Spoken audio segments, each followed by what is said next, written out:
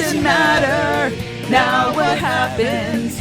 I will never give up the fight. Long as the voice inside drives me to run and fight. It doesn't matter who is wrong and who is right. No, no, no, no. It doesn't matter.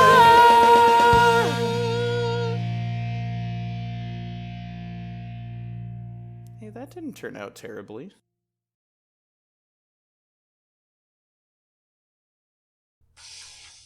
I'm Joseph the PurpleCheeseMan. Our podcast was perfect, until we buried it under a mountain of Sonic episodes. David said we should split this episode into 2 parts to save time. I have to think about that one. There's no time for self-deprecation. We're about to talk about one of my favorite video games of all time. David, Sakura, hold on. I'm coming. Welcome back to Tradin Faves. That was absolutely beautiful. I had to cover my mouth so I wouldn't laugh. I think I did laugh at one bit. I was not expecting that at all. That's what I aim to do. Comedy is the unexpected. Please make sure you boost the music so loud you can barely hear your voice. Oh, I might have to. It would add to the joke. It's the authentic experience. Yeah. Yeah, so welcome back to Tradin Faves, where we play games on our own time and then discuss our favorite parts. And I have to add the addendum, it's not book club style, because our resident heckler and commenter, Snowflake the Pirate, pointed out that if we're all playing the game together, then it's not book club style, because in a book club, everybody goes to, like, their separate ways and then comes back after they read the book. Oh, that's a good point. I hope you're happy, dude. It's not book club style. We're not putting that on the tagline anymore. I figured book club style was for our audience. But yeah, I don't know. I guess they're not playing. They're supposed to, but they never do. Twitch plays Sonic Adventure 2? What? Yeah, so you may have noticed there's another voice here. Speaking from the ether. Another annoying voice from the other side. Another? Maria. Anyway. Yeah, we're just going to be laughing like giddy toddlers the entire time. Oh, I'm so excited for this episode. Yeah, so to actually give a proper introduction to our special guest, please, YouTube viewers, I don't know if I'm going to put this on anywhere besides YouTube. It's probably just going to be on YouTube. I'm so profesh. Everyone give a warm welcome to SakuraNights! Hello! So for context for everybody listening, Sakura, as you may know, is the artist that drew the image that we use for our opening and ending for the show. And in general, I wanted a guest for this episode, because while we do have a lot of friends that like Sonic games in general, and that have played Sonic Adventure 2, the more that, like, you and I, Sakura, have been talking about Sonic, like, over a while, I kind of started to realize, like, oh, she's probably as unhinged as we are about this series. Oh, believe me, you have no idea. I think we got a pretty good idea when we played through this game together, though. Oh, no. That was... And so the more, like, because we were talking about, like, Sonic Frontiers and stuff, and that was, like, some of the first conversations that we were having. And so I was just thinking, like, she'd be a good fit for this show. Well, I remember, too, when you pitched the idea to me, because you were like, okay, so, like, Sonic Adventure 2, and I was like, well, we just did Sonic Adventure, and you're like, but, like, we invite my friend Sakura to come and hang out with us and be a special guest. And I was like, oh?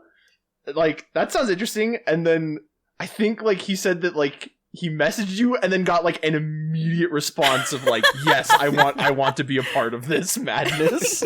You say Sonic and it's like summoning me. Did someone say Sonic? I was so there. Just Kool-Aid Man bust down the... Oh, yeah! Just like that. You bust through the wall and escape from the city is playing. No, it's like that one clip of SpongeBob just bursting through the metal door. Yeah. That's me. No, I actually was really excited because I don't think I've known anyone that was, I guess to quote you, as unhinged as we are, about this game. Says a lot about first impressions. Oops.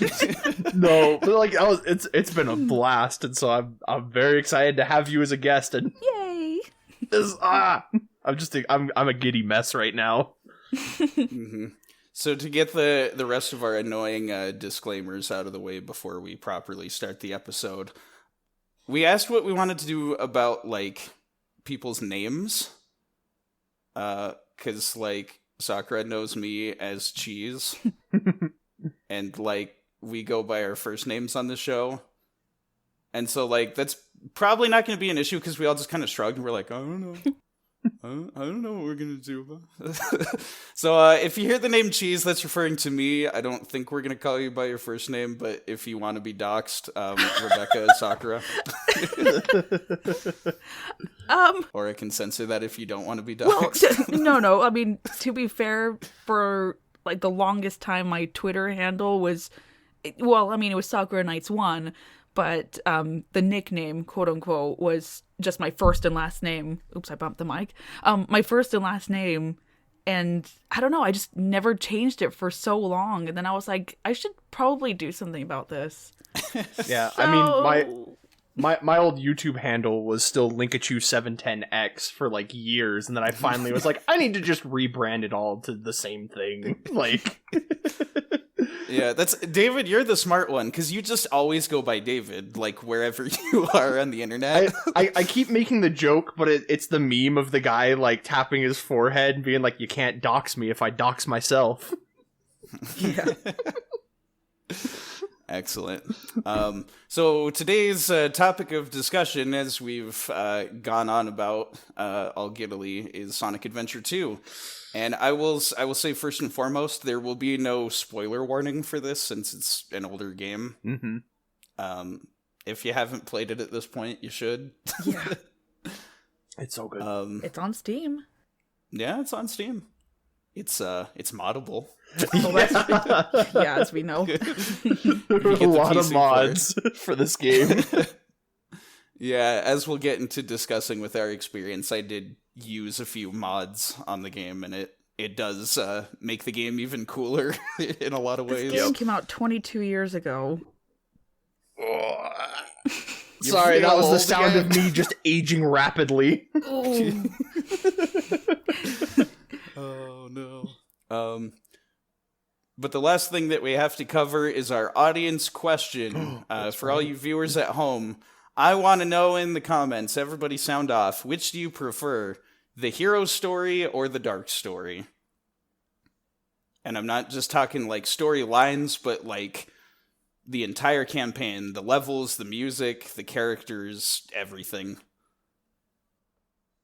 If you even can. Better not let the dark side win. But to actually start with our, our whole shtick, we talk about our history and the presentation and la-di-da. But David and I already previously talked about our history in the Sonic Adventure video. So we kind of just be retreading a lot of old ground. I think needless to say, we both played this game 1,000,000 times, and we love it. Yep. Do you have any stories that you want to share that we didn't talk about? I'm trying to think, because I talked about, it was a Hollywood video, and seeing the box art for this game, and being like, I want that game! Yeah. I'm pretty sure I shared that on the last episode. But, this game, this is, every time that, somebody poses the question of, oh, what's your favorite video game of all time? Or just favorite game? This is the first one that comes to mind and, rushes to the forefront. It's it's me. It's Sonic Adventure 2 Battle. Yeah.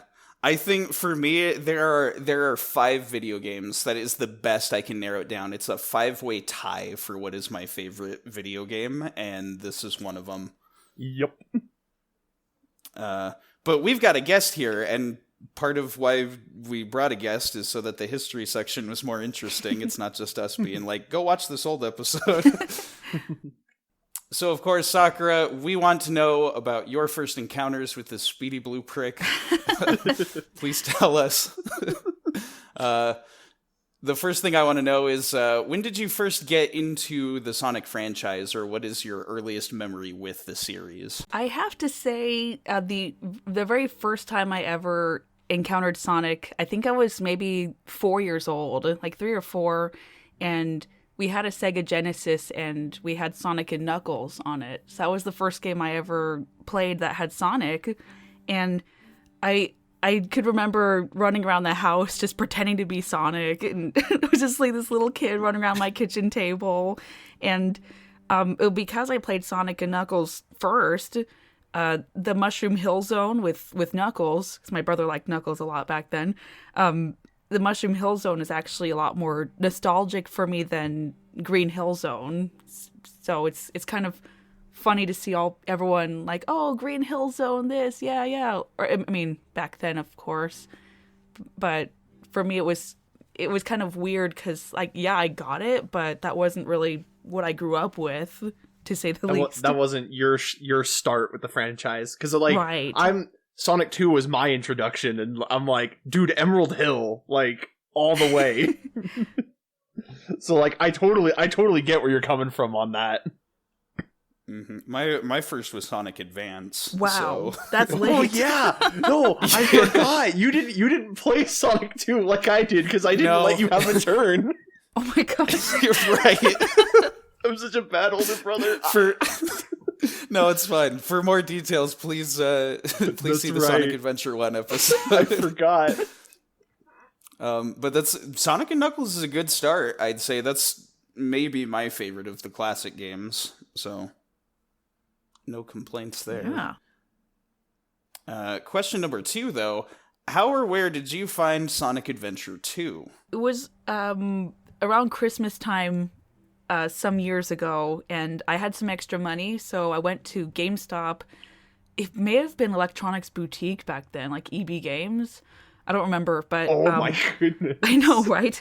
Way to age myself. But I went there, and I saw Sonic Adventure 2 Battle for GameCube on sale, and I bought it for my sister, and it turned out that our mom had actually bought the game already, so I ended up returning my copy to get my money back, but that was basically my start with Sonic Adventure 2.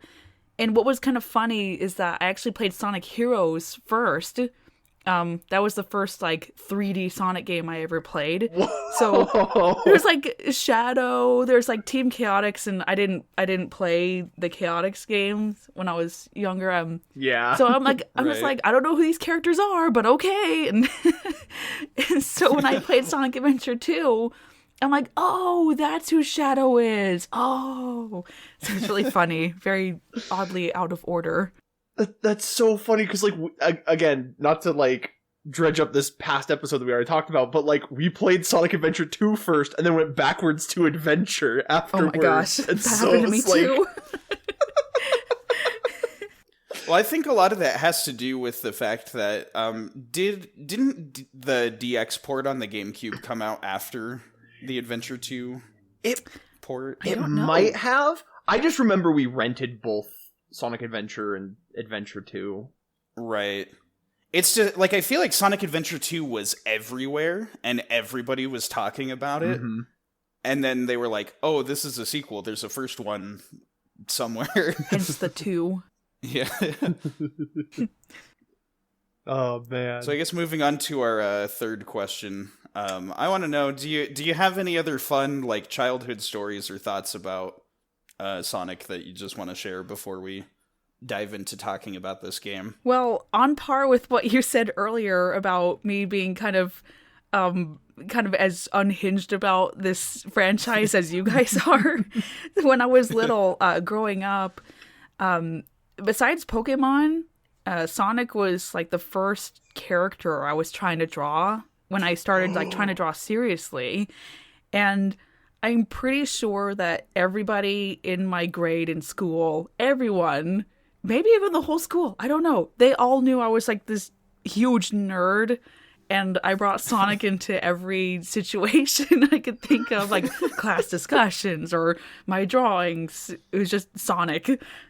So, yeah, to say I've had a pretty involved history with this franchise is like, to say the least. Yeah.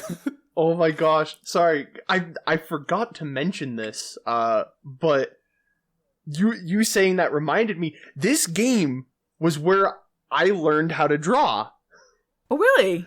Yeah. So what I used to do back in junior high was I used to take the instruction manual to the game with me to school, and then just in my free time I would look at the pictures and try and copy it, and like that was where I first learned to draw. That's right. That's awesome. Somewhere in my stuff, like, I drew, like, before that. I have some, like, really old drawings. But, like, this is where I very seriously... It's really funny because I was just doing it. And then a girl that I liked told me, wow, that's really good. And so then I kept doing it. Which is really funny in hindsight. But, yeah. So, like, you saying that, like, reminded me, like, oh, wait a minute. I forgot about this fact. Oh my goodness. I don't remember too much about those early days, but like I definitely remember just being a little kid and being enthralled with Sonic Adventure 2, and just like every opportunity that I got to like play pretend with friends and play Sonic stuff, this game was way too influential on me as a person. Many people in our generation, just artists and musicians alike, strongly influenced by this game. I can see it now. So cool. So this true. Game rules. It really does. It does. Well, let's talk about it then. So I guess kind of to keep like a steady flow, and also to make sure that like nobody is hogging too much of the time here, we'll just kind of go in this order of like David, Sakura, me, like each taking a turn like talking about these bullet points. Okay. But the first thing that we want to talk about is the presentation of the game, which is to say the graphics and the music. Mm-hmm. Do we want to do, like, we'll all say our piece about graphics first, and then we'll all go back through and then talk about music? I think that works. So you had me up first. I guess I kind of already shared what I wrote on my notes about this, because I realized I wrote it farther down, but, like, I learned how to draw from the game manual. I love the look of this game. The soap shoes are so cool. Oh, soap shoes. So awesome. They're so cool. Oh, like, I love the look of this game. I do too. Oh my gosh. It's so cool. It's the only way to play Frontiers. Yes. I briefly took them off to be Santa for Christmas time, and then I put them right back on. But yeah, like, I love the look of this game. I don't know what it is, like, and maybe it's because we played the DX port of Sonic Adventure, but like, Sonic Adventure 2 to me always felt like it just looked a little bit sharper, and I don't want to say like grittier, but like a little more detailed. if that makes sense. Yeah, I can agree with that. Like the environments have a bit more realism to them because like the 3D modeling technology is a bit more realized. Mm-hmm. Yeah. But yeah. So that's me passing it over to you, Sakura, if you had anything to add to that. Oh, I'm sorry. I just hear the silence, and I'm like, I'm just waiting for my cue. the silence is your cue. Or if, and that's the thing, I think even though like we're going in order, like if somebody like has a comment to like tack on to something, like you could definitely jump in. Sure. We're not that professional. No, no, this is all for fun. It's for fun.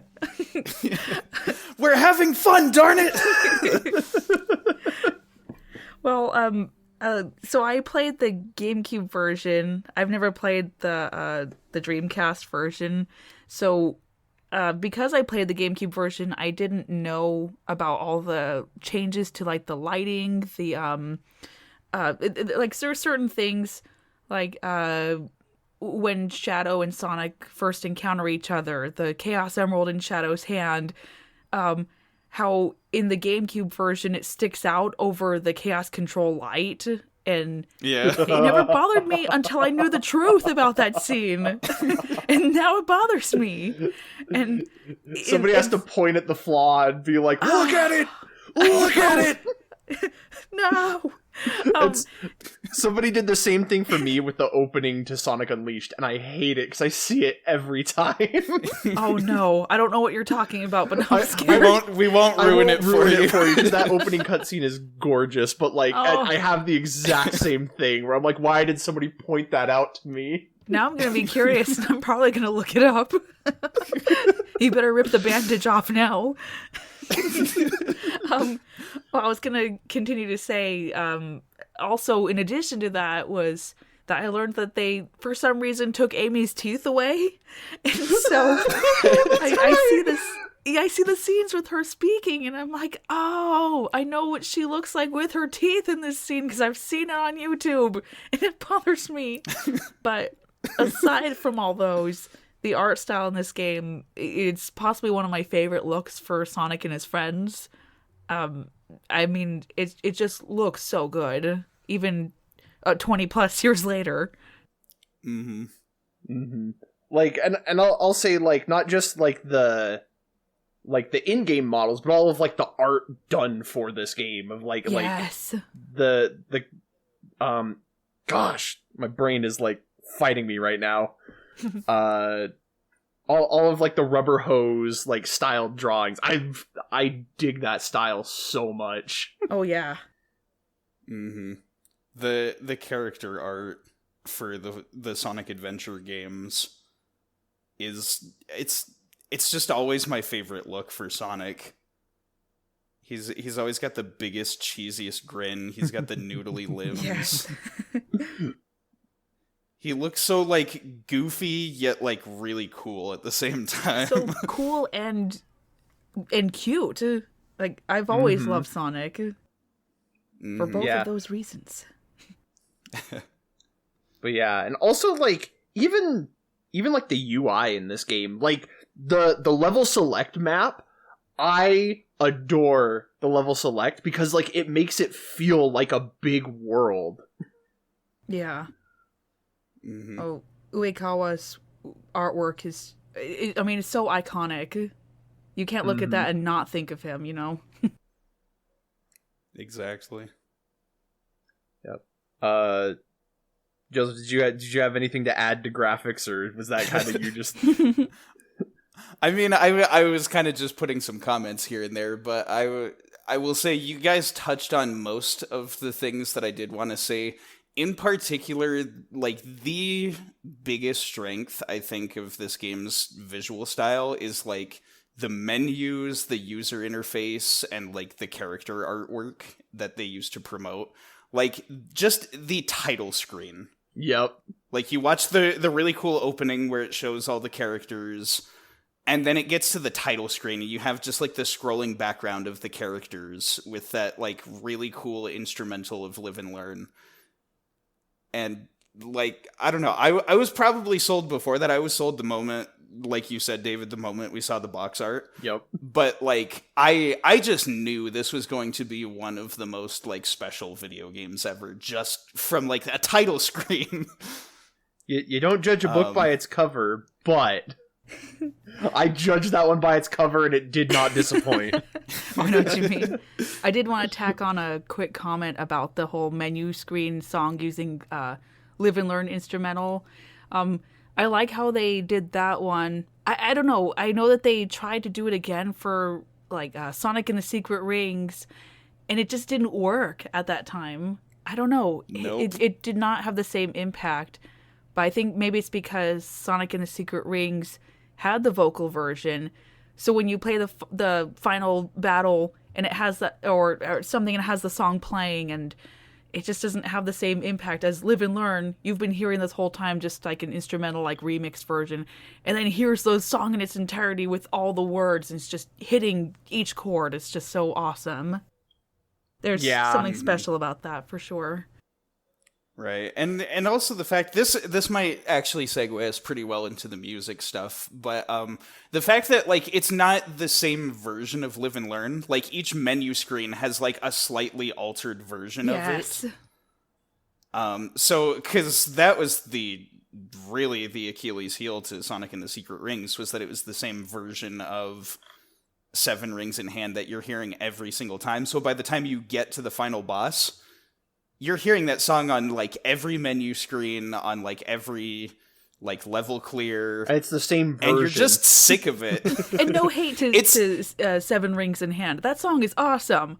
But in the game, it's just, like in your face, like, 7 rings in hand. It's like, yeah, I get it. I know.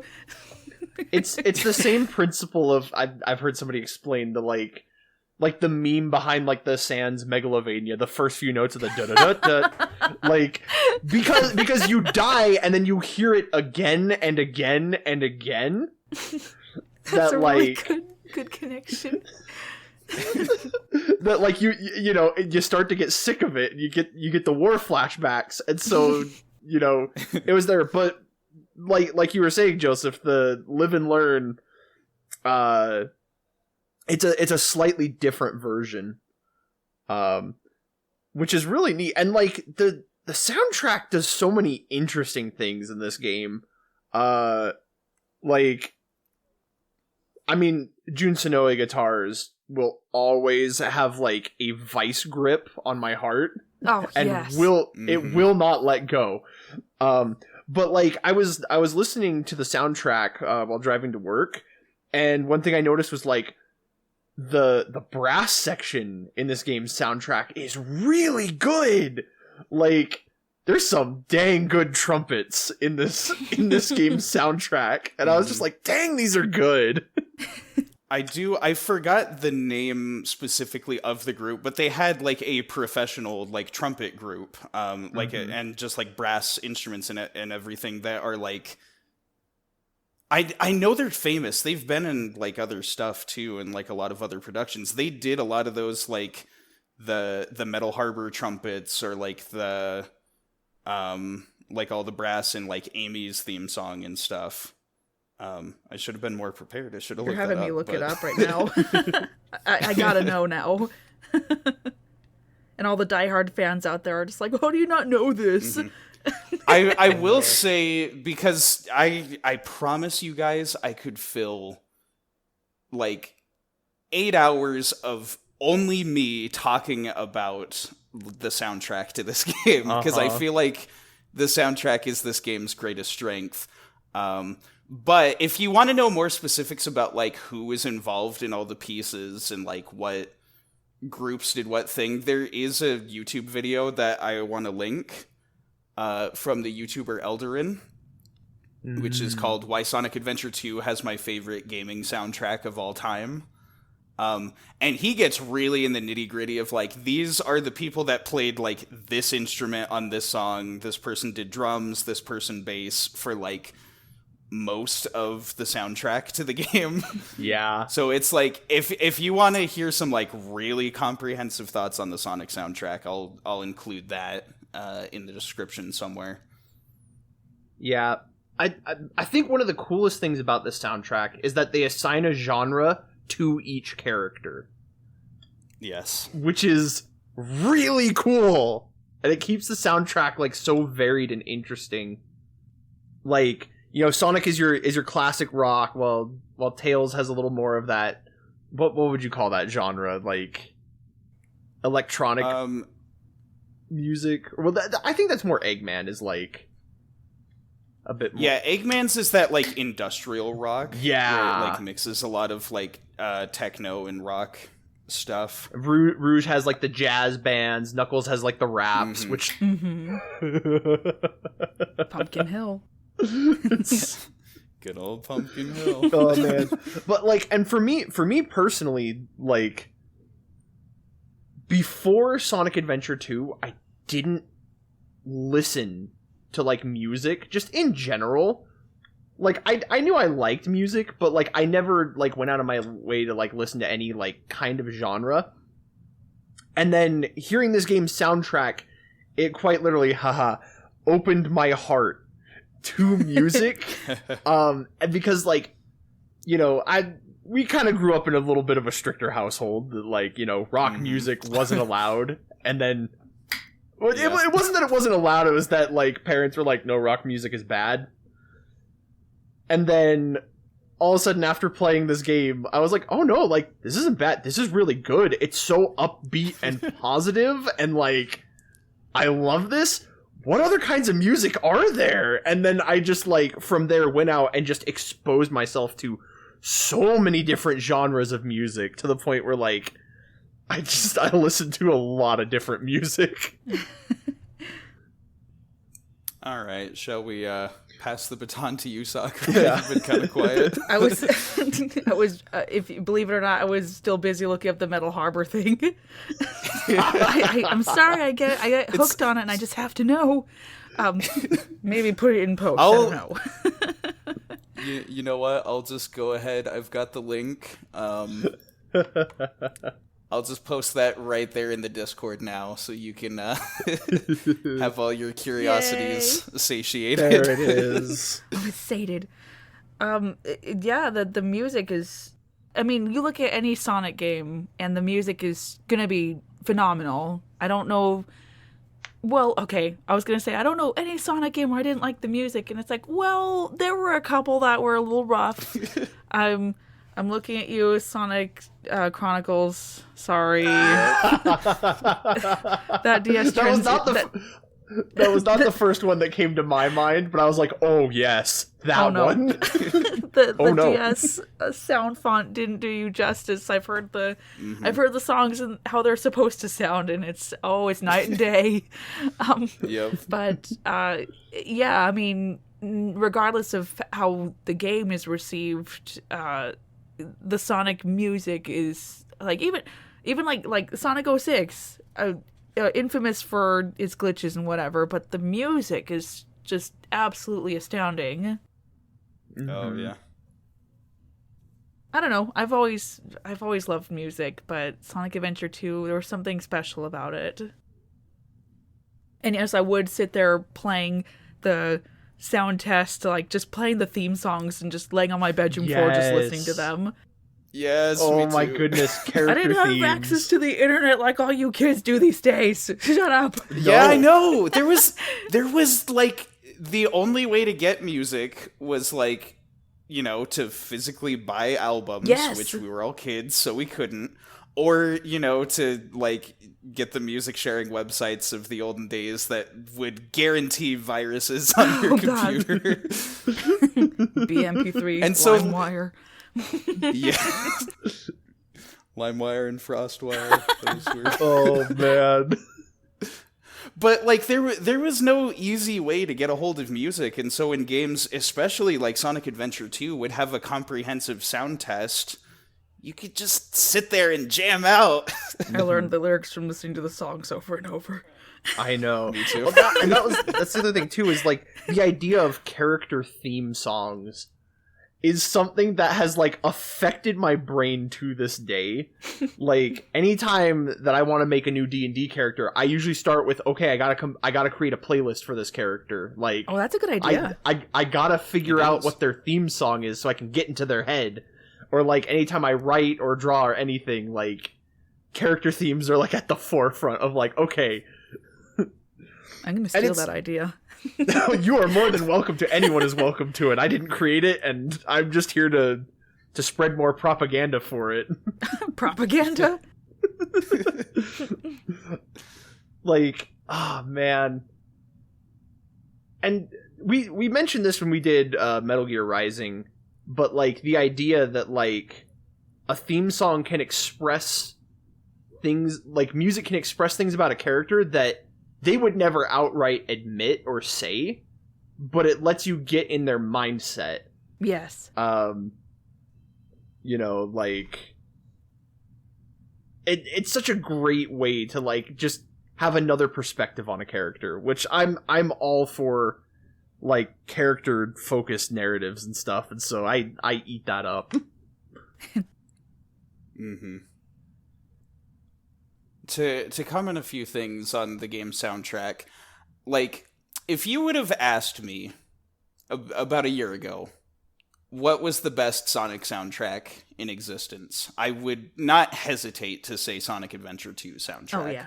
Like, I would maybe, like, step back and consider, like, oh, Mania's is really good too, but, like, Sonic Adventure 2's is easily the best. Mm-hmm. We live in a post-Sonic Frontiers world, and I'm trying to cope with the paradigm shift of, like, another soundtrack that's on par with Sonic Adventure 2's. Oh, Frontiers is so good.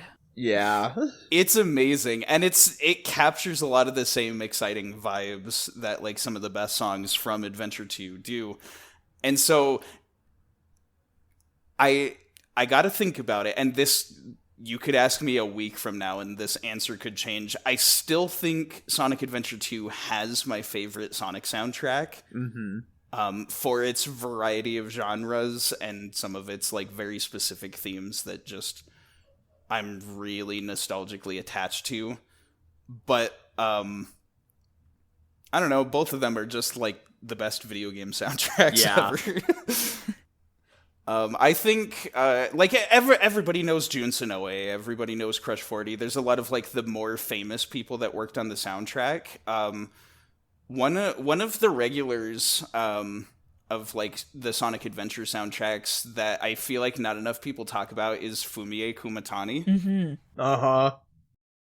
Most notably, what she'd done on the soundtrack was, like, more of the jazz music with Rouge's stages and, like, the more, like, club-style techno stuff that Shadow has. And those, like, really are some... They're standout. How do I say this without going on for 6 hours about it? And I guess also, it's interesting that they found so many, like, people that are, like, they're a little lesser known than, you know, the kind of musicians you'll hear on the radio and stuff. But if you look up some of their work outside of the Sonic series, they've got some amazing stuff. Like, I was listening to stuff from Ted Poley. Oh, yeah. Who, you know, the vocalist for Escape from the City, yes. And, like, It Doesn't Matter, Sonic and all that.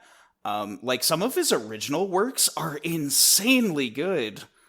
If I could recommend a specific one, the song Let's Start Something, it literally just sounds like the theme of Sonic for Sonic Adventure 3 that we never got. Wow. Like, it's like the guitars are just so, like, upbeat and really awesome, and he's just going ham on the vocals, and it satisfies my cravings for, like, more Sonic Adventure sounding music. Mm-hmm. There's one thing about the presentation that I wanted to just tack on to the end, because I realized that we forgot about it, is the voice acting in this game. Because, like, on its own, it's easy to point and laugh at it, but the jump from Sonic Adventure to Adventure 2, it really took a step up. It really did. And I think part of it, too, is that they were given the context for a lot of those lines, and therefore, a lot of them came out sounding better. The drawback being that they were voice directed by a Japanese person who's like, no, you say it like this. And we're like, that's not how an English-speaking person would do that. Tiriya!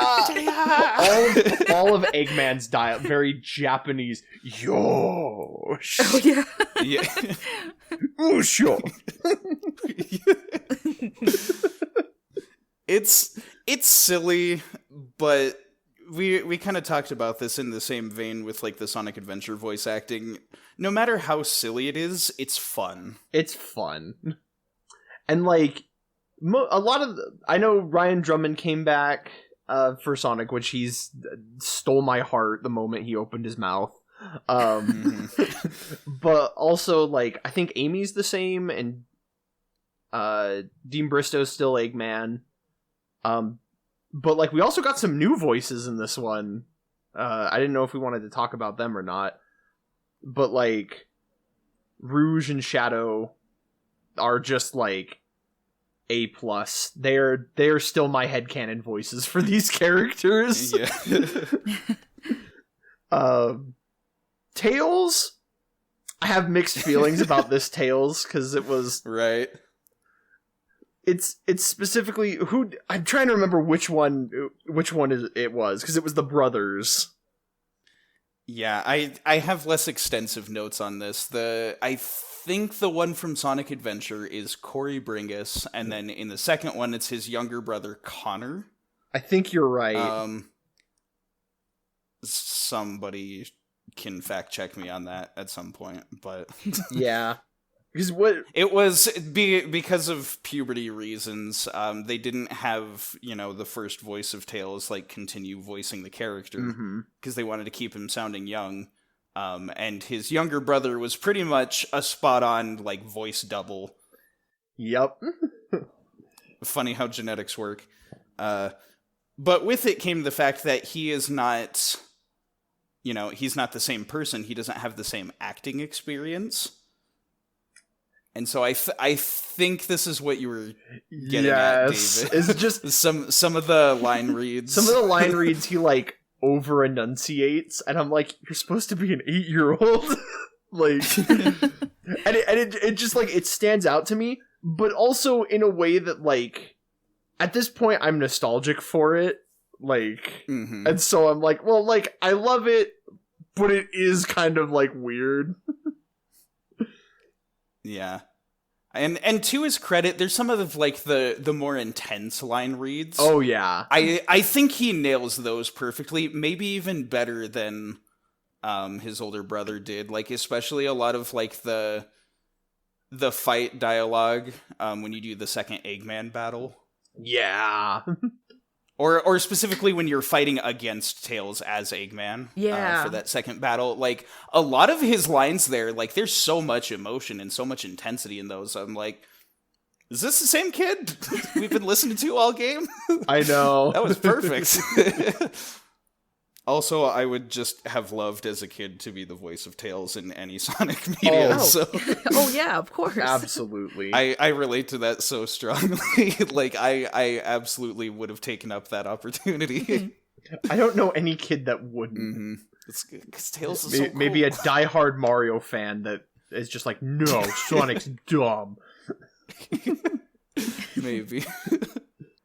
I guess the last thing that I have to say about the sound stuff, because technical nerd over here who loves sound mixing and sound design. I was waiting for you to bring it up. So here's the thing. I will say it in just about every episode, whether it's relevant or not. I adore dynamic music, which is to say a soundtrack that adapts to what's going on in the gameplay. Oh yeah, I like that too. And this game does not have that. And in terms of like the quality of the mixing, it's really bad. It's like extremely bad. The music is way louder than the voices, and then like you get into the gameplay and the sounds are like ear-piercingly loud. Like, this is like impressively bad sound design, in my opinion. Never turn off the subtitles. Right, you gotta keep the subtitles, because how else are you gonna hear Shadow's monologue? Well, throw it all away is blowing your ears out. That's like the specific example that almost everyone points to. My name is Shadow. I'm the world's ultimate life. What? Farewell! But it's like, so there is that, like, and so it's such a funny thing that for me that makes such a big fuss about dynamic game soundtracks and proper sound mixing and sound design. I I'm still head over heels for this game because of its amazing soundtrack, and at the very least, like, the sound effects, even if the sound balance is bad, this game's got, like, some really awesome sound effects. Some of the ones that come to mind is things like on Radical Highway, when you get, like, the fighter jets, like, flying past, and the sounds of, like, you know, rockets and, like, enemies shooting lasers and whatever. It's got a lot of really cool sound effects, and also I'm just nostalgic and biased for this game, so you can't convince me that it's a problem. like it's a problem, but I can look past it because I love everything else. Exactly. And also, something that came into play was also some of the mods that we had on. I don't know if you have a specific... Are we allowed to talk about that? Yeah, we can talk about the mods. This is one of the best aspects of modern gaming, in my opinion, is that now we can take these really old games that we adore so greatly that have, like, one or two not so good things about them, and people can just fix them because they want to. And so one of the biggest ones is the I forgot. I need to give this, like, a proper credit. This specific mod, it's the volume control mod. Where is it? Yes, SA2 volume control is created by Shadatic. This mod has changed the way I view Sonic Adventure 2 forever. It not only is just, like, an audio balance thing in general, but it's literally, you can choose, like, how loud to set the music, how loud to set the sound effects, how loud to set the voice acting in 3 separate channels, and you also get a separate dial for cutscenes, like, as well as gameplay. And so it's very customizable, it's very cool, and while we were building up to this weekend recording this podcast episode, you guys may remember I was experimenting with playing other songs over, like, the gameplay of Sonic Adventure 2. And that just, like, extends the amount of fun with this game by 10,000, because now it's like I don't have to choose between the Sonic Frontier soundtrack and the SA2 soundtrack. I can just turn down the music and play the Frontier soundtrack over this game. Another finger on the monkey's paw crawls closed. You can never enjoy it vanilla. And it's true, but I mean, you know, David, that curmudgeon that he is, took the GameCube, so this kind of is the only way I can play SA2. You can play it on Wii. He took the... No. Oh. Steven took the Wii. He took the Wii in the divorce. Pretty much. Yeah, no, I took the GameCube, and I'm like, you're welcome to, like, borrow the GameCube in the game, but, like, I'm definitely gonna hold on to it. I have to drive to your house, which is complicated. Yeah. Also, a massive tangent. So, let's say we steer back on track. Yeah. Do we want to move on to gameplay, or do we have any other comments about? No, I think that presentation. I'm good to go on to the next area, gameplay. All right. Yeah. Gameplay it is. So, David, you said that you wanted to divide this into, like, talking about each of the sections, like the Sonic, like the speed stages, the treasure hunting, the mech, and then the Chao world. Yeah, I figured that would be, like, the easiest way to kind of sum up my thoughts. But yeah, for me, the speed levels, the Sonic and Shadow levels, I'd argue, in my opinion, they're the best levels of, like, the entire game. Because, like... I don't think you have to argue that. I know, I realize, like, it's a very easy argument, but, like, they're so good. It's, again, going from Sonic Adventure to this, like, the controls feel tight and refined. The light dash is the coolest it has ever looked. Yep. In this game and future games, because for whatever reason it's like a float. It's not a dash, it's a float thing now. But, like, the after image looks so cool on this. And rail grinding this is the game that introduced it, and it became a staple to this franchise. Mm-hmm. Oh, chef's kiss to the rail grinding. Just, perfect. Yeah. Needless to say, this is like the most biased part where I'm like, these are the best levels. I love them. They're my favorite part of this game. Same. Do you have any specific comments on the speed level, Sakura? Or Sorry, just... I'm not good at this. It's fair. It's fine. Like you said, the speed levels were always my favorite parts, and I mean, I've played City Escape so many times, but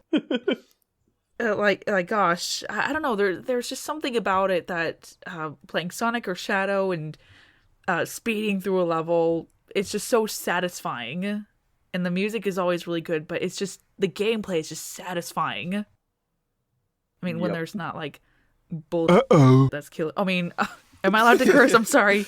Hey, our first swear! You can, like, bleep that out or something. Yeah, this is, people may know this about me since we run a family-friendly channel here. I don't just, cut out swears. I like to put funny sound effects Please over do, them. that'd be amazing. So... No, like such crazy BS that, you run into something that kills you instantly, or you fall off a stage because the camera was just being dumb. Like, there's... Like, those instances, those suck, but that's kind of in any game. Just, there's something about the Sonic Adventure 2 speed levels that's just so good. Just so good. Absolutely. I'd even go as far as to say, it's the reason we're all playing this game. The other stages are great, and I have plenty of compliments to throw their way, but, this is it. This is peak 3D Sonic. It's dangerous to say. It is. I mean, okay, nobody's gonna watch this. I will also say the Sonic fandom, I'm already kind of on a dangerous line with them because I have some very spicy takes about the series in general. As we've talked about in the Sonic Adventure episode, I will fight anybody that says Amy's campaign in SA1 is not good. But it's, I don't know, it's the speed, like you said, Sakura, the control. It's very fun to control and to go fast. The reflexes you need to react to things, the really crazy music, the super amped up set pieces. I'd say these even went a step further from what Sonic Adventure did. You'd have stuff almost like a cutscene of Sonic running from orcas. And then with this game, with City Escape, you get a truck chasing you, and it's interactive, and you can grab rings and jump off a ramp and all that stuff. There's just so many cool moments that just happen in 2 seconds, and you're like, whoa, what was that? And the speed stages are just full of that. I guess I'll say, I don't know, this won't make it any less controversial. I'll say it's peak 3D up until Frontiers, but that's also still controversial. But I guess the main thing, I think the speed stages show this off the best, but I love video games that you can treat like a musical instrument, where they may not be easy the first time you play, but you can practice and you can make a real spectacle out of your gameplay once you master the game. And I feel like Sonic Adventure 2 is one of those ones where you can really do that. Yeah. Oh, that's a beautiful way of putting it. I like that. I owe the idea of that concept to the game bakers, the developers of Fury, because that was how they described that game. Oh, that's just good, though. Treating a game like a musical instrument. You won't be good at first, but you can practice and be good at it. Mm-hmm. And I love that philosophy. I think we're ready to move on to talking about the treasure hunting stages. Yeah, the treasure hunting stages. Oh, boy. So this is a hot take that we had in the Sonic Adventure episode. Oh no. Right. I like these better than Sonic Adventure 1, and I remember you disagreed with me on some of that. Yep. You disagreed with him? I like the level design a bit better on SA1's treasure hunting stages, because I feel like they encourage a lot more, like, exploration. And the emerald sensor. Stuff like the emerald sensor. But with mods, that's now a thing of the past. I was gonna say, like, one of my only complaints about this version, we were able to remove with the mod. Which is super cool. Being able to just, oh, hey, here's where they were, like, we could just find any of them. One thing I noticed after the fact was, like, you would be looking for one that wasn't, like, the first one on your list, and the little exclamation point when you gotta dig wouldn't pop up unless it, like, you got the other ones first. And I noticed you, like, getting frustrated with that, and I was like, oh, wait a minute. I didn't think that was the case. I'm pretty sure the exclamation does pop up. It was just me being bad at the game. Maybe. I was also going to say, I do like the TV hint system, as much as I love to call, just being like, oh, just go over here. This way. Yep. I do like how, like, the TV gives you, like, a super cryptic hint, and then something a little more substantial, and then it basically just spells it out for you. Yeah. I like the tiers to the hints. I think that was kind of fun. I think I remember one time I was playing, and I just couldn't find this one emerald piece, and I was using all the TV hints, and then I got one TV hint, I think it was the last one, and it was, like, super condescending. Like I'm sorry I didn't know where the emerald was hidden. I just remember being just like, gosh, so affronted by a TV. This TV's sassing me. It was. Why? It really was. Oh, man. That's so funny. Yeah, I think with the treasure hunting stages, I think people are a little too harsh on these. A lot of times you'll see the take, like, only a third of this game is good, and it's the Sonic and Shadow stages. I think that's a bit too far. That's not like fair. I did say, I have my gripes with, like, some of the level designs, more so Knuckles stages than Rouge's. I feel like Rouge has overall the better roster of levels. But I guess to kind of counter-argument what you were saying, David, like, I don't just outright think the SA1 treasure hunting is just better in every regard. It's a little more nuanced than that. Like, the one thing that SA2 has over SA1 is the movement. Yeah. I love the way the treasure hunting characters control in this game. Yes. They're just a ton of fun. They're very snappy, very quick. And you just have a lot of cooler attacks. The fact that digging is not that, like, A and B at the same time, whatever that it was in SA1. You get, like, the drill dive thing that just shoots you into the ground super fast. Okay, but getting Knuckles to run, like, super fast, especially on a stage like Meteor Horde. Yes. Oh, So man. funny.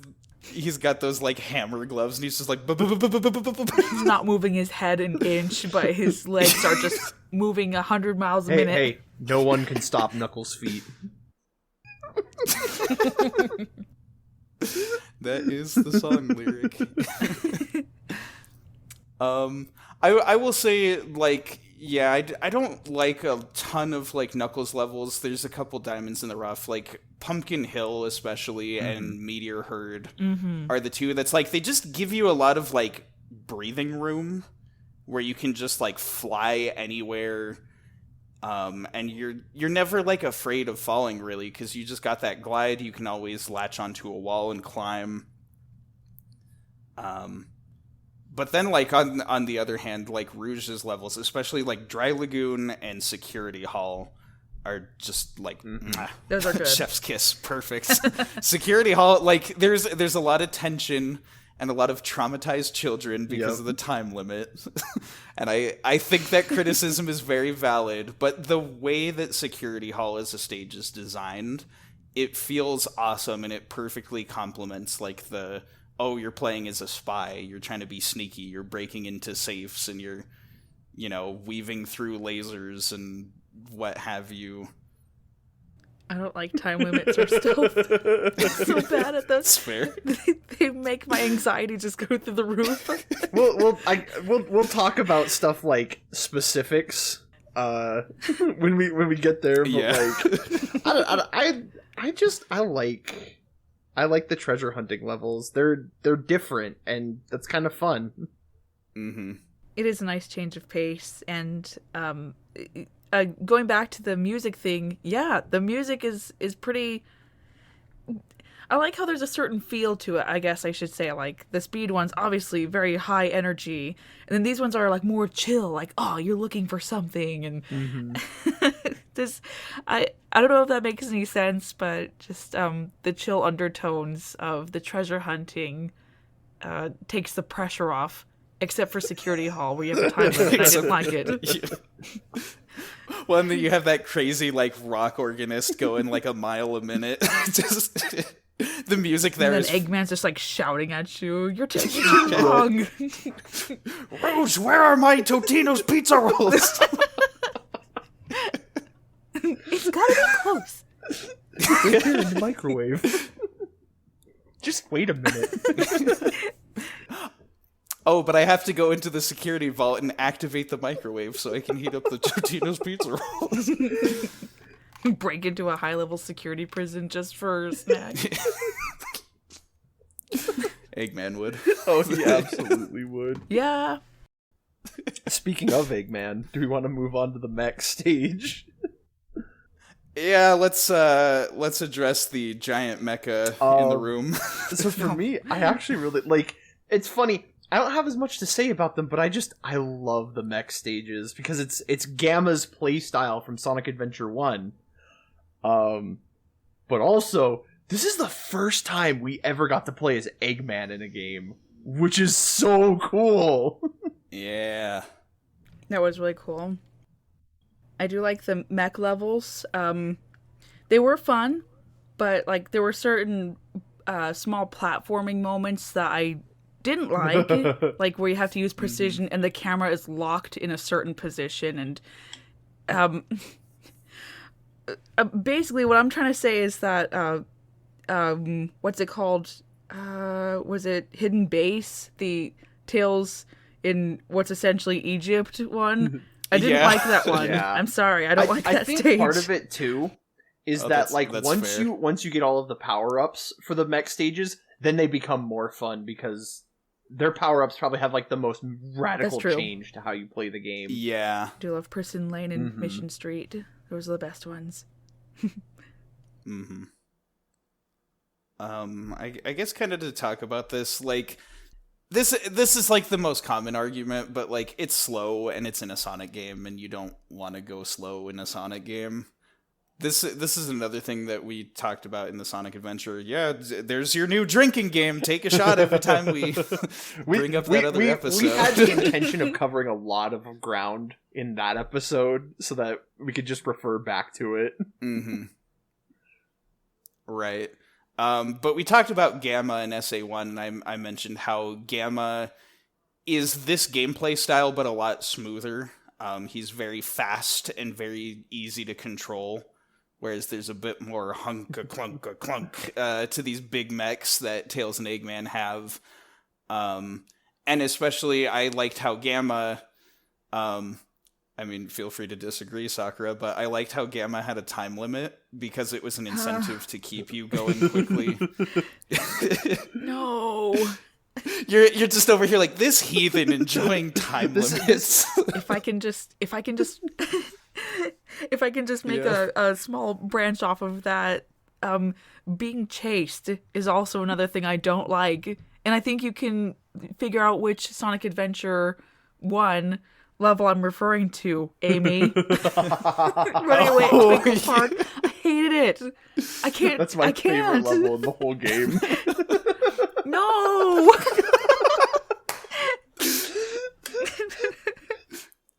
Maybe it wasn't a good idea to bring you on the podcast. just delete my track. There's just these long pauses. David and whenever Joseph. Sakura would talk. Back at it as normal.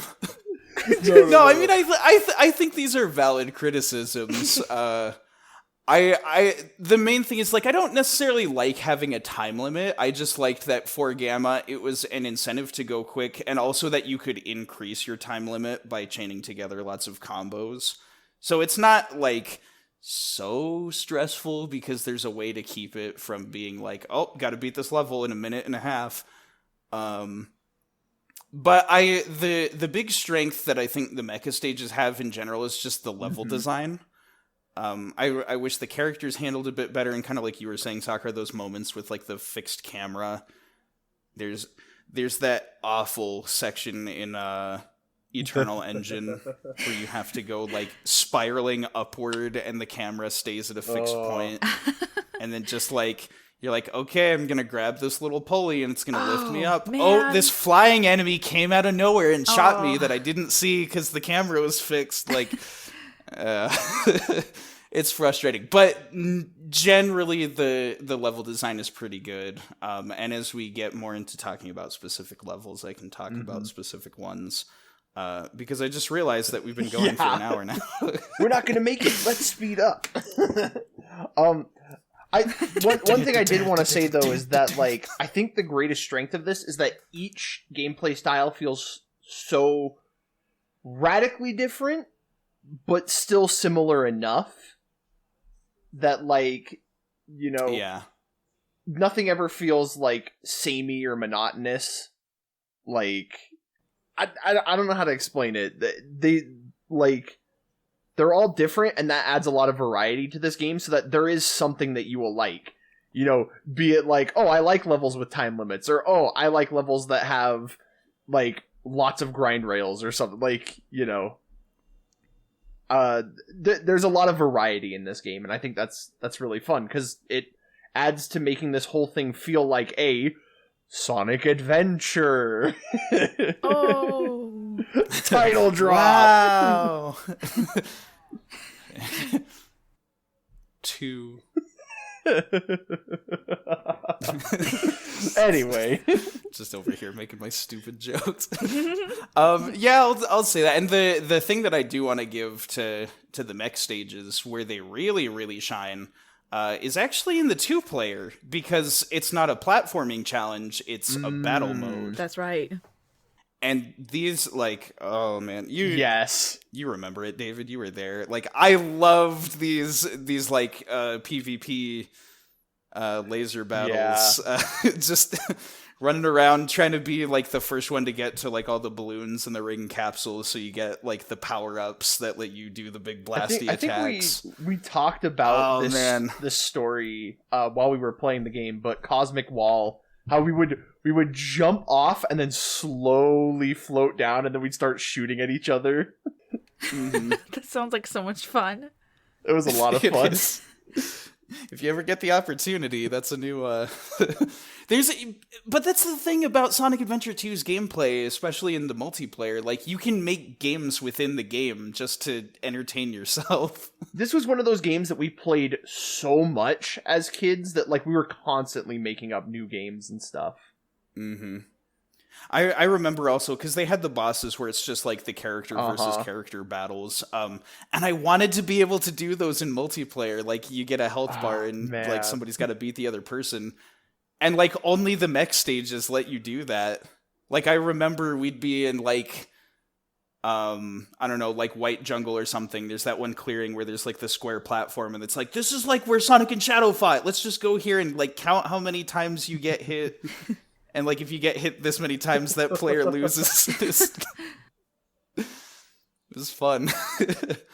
Well, I have to say that I didn't play a whole lot of the multiplayer. I had 2 controllers, but I don't know, my sister and I, we just were like, whatever. We played every once in a while, but we just, like, want to go back to taking care of our Chao. Yeah. Over everything. Right. What a great segue. I did like getting to... Right? Yeah, not quite. Well, I did like getting to play as other characters like Amy, Tikal, Metal Sonic. Tikal is my go-to. But this is going back... Yes. But this is going back to what I mentioned before about how I played in a weirdly out of order for the games. And like you mentioned before, so I played Sonic Heroes first, then Sonic Adventure 2, and then Sonic Adventure DX for the GameCube. So when I play multiplayer in Sonic Adventure 2, before playing Sonic Adventure DX, I didn't know who Tick Hall and Chaos were. Right. I'm just like, oh, I don't know who these... I thought her name was like Tycho. I was like, oh, okay, I'll play Tycho then. And then I played the game proper, and then I knew who they were. So that's just funny. But yeah, all we wanted to do was take care of our Chao. That was it. I will say, more shilling of mods. We didn't quite have a way to get to this, but there is a mod for 2-player Chao Garden. Oh, I would have loved that. Oh my goodness. Oh, that would have been so fun. That's one. Like, I've never had an opportunity to do that with anybody else, but like it's just co-parenting. Yeah, you're co-parenting. Yes. Excellently put. But playing as a hero and a dark character, and the Chao is just getting confused. Take turns petting you. Who do I become? Which side do it? That's the equivalent of putting your child down and then standing on opposite sides of the room, like, okay, come to me. Come to me. Yeah, oh no. Who do you love more, mommy or daddy? Oh, God, that's terrible. That is. That's really funny. Well, I guess, yeah, let's get to talking about the Chao Garden then, since we're just dying to Fitting that we discuss should. this amazing part of the game. Oh my gosh, Best for last. I love the Chao Garden. It's obviously better than Sonic Adventure 1's Chao Garden. Yes, and easily. in not only in that, like, it's more refined. There's the hero and dark type Chaos that you can raise, but also in that, like, it's not like something you have to go out of your way to do. You just pick up the key, like, in the level, and then it's like, oh hey, let's break up the pacing of the story a little bit. Just take a quick stop in, drop off your chaos drives, and then you can jump right back into the story. But then if you, like, really want to get into it, there's so much to dive into. Mm-hmm. And it's so funny, like, because I didn't even realize it at the time when, like, I grew up playing this. But ever since we did our Chrono Trigger episode and you mentioned, like, mini games to break up the tension of a game, like... Yeah. The Chao Garden is such a great way of doing that, to be like, oh man, like, the story's really intense. Why don't we just, like, take a break? You know, it's almost the same thing that, like, the fishing is in Sonic Frontiers. Yeah. The way I see it is it gives a little something for everyone. Yeah, just a quick breather. Yeah, exactly, a breather. A little something for everybody. Just a nice little break. 7.8 out of 10. IGN. Too much water. So Chao jumps in and starts drowning. No, that was Sonic Adventure. Yes, too much water. Oh. I do wish they had gold and silver Chaos proper in Sonic Adventure 2. My sister and I had to... Basically, we had to kind of...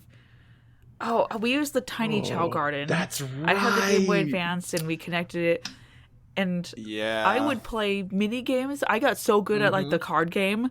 I played mini games and got, like, tons of rings. So we'd take a Chao from, like, Sonic Adventure DX, like a gold or silver Chao, transfer it there, and then put Sonic Adventure 2 on, and then just transfer all the rings, everything I've collected, and the Chao itself into the game.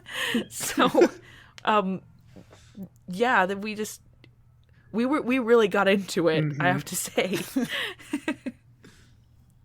I bet. My memory of the Tiny Chao Garden was that technically Sonic Advance was your game, David, and so you said, like, don't mess with my Chao, and I'm so sorry.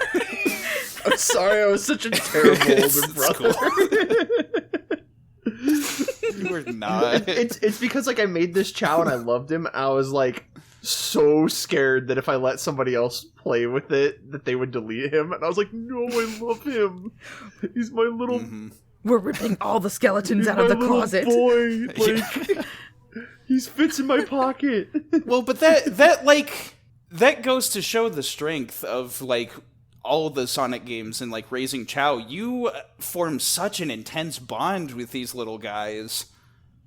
Like I don't know about you guys, but like growing up playing these Sonic games, I'd always view them like my own children, and I wanted to take care of them and pamper them and make them strong. Yes, just loved them. Yeah, no. It's been hours. Have you guys ever like left your Chao garden on overnight? I'm trying to remember if we did or not, but I've done it before.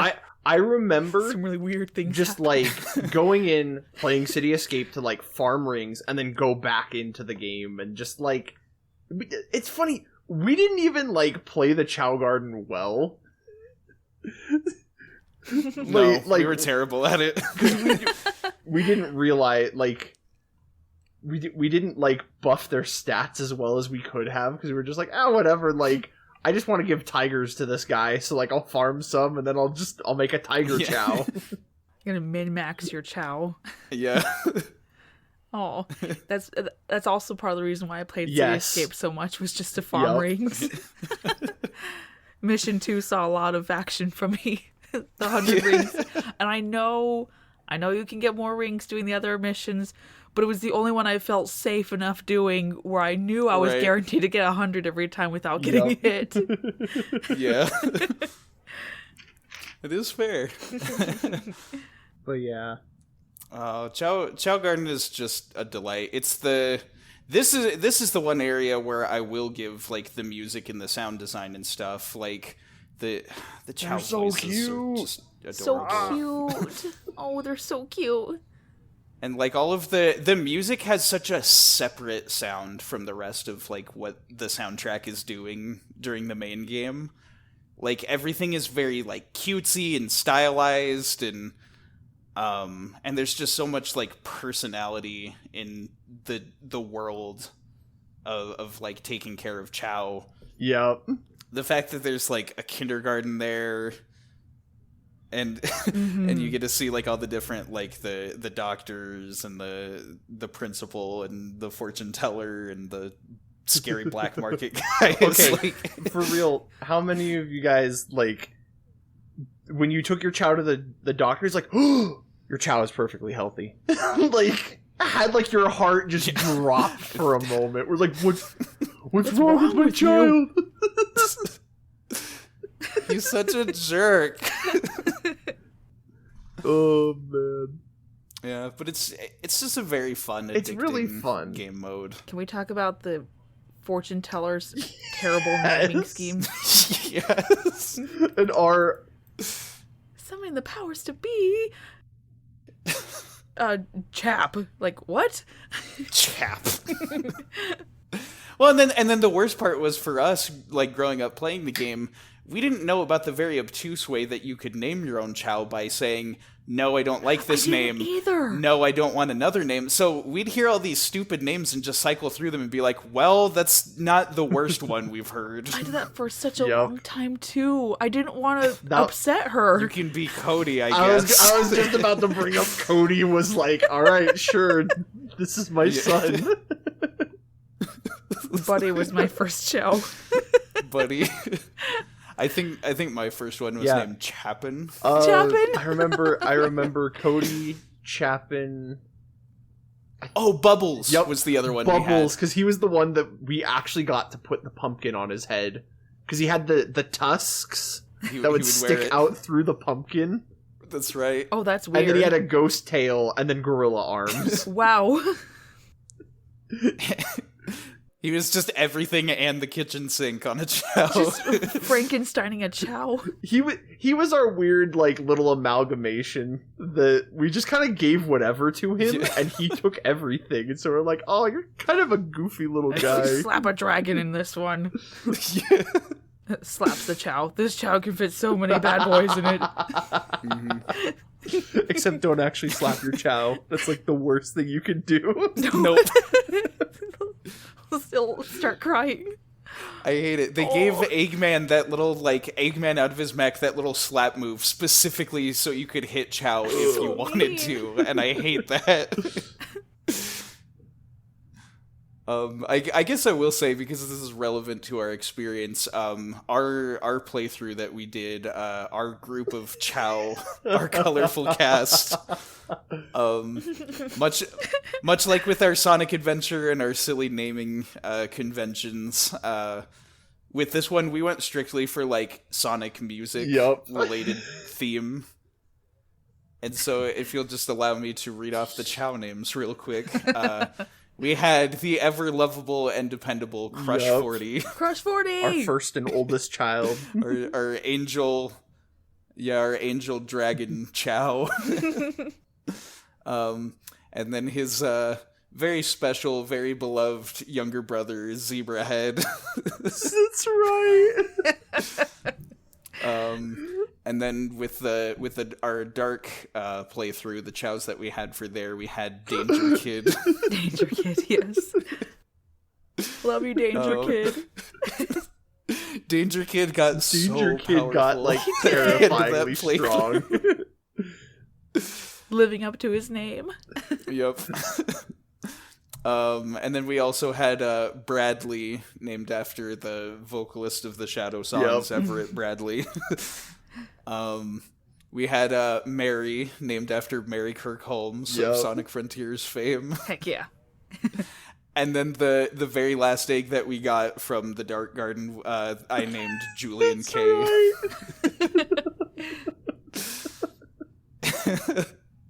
I love giving silly names so to much Chao. Oh, I can hear the comments now. Why didn't you name it this name? Or this Why name? didn't you name it Otani? Exactly. That was exactly my thoughts.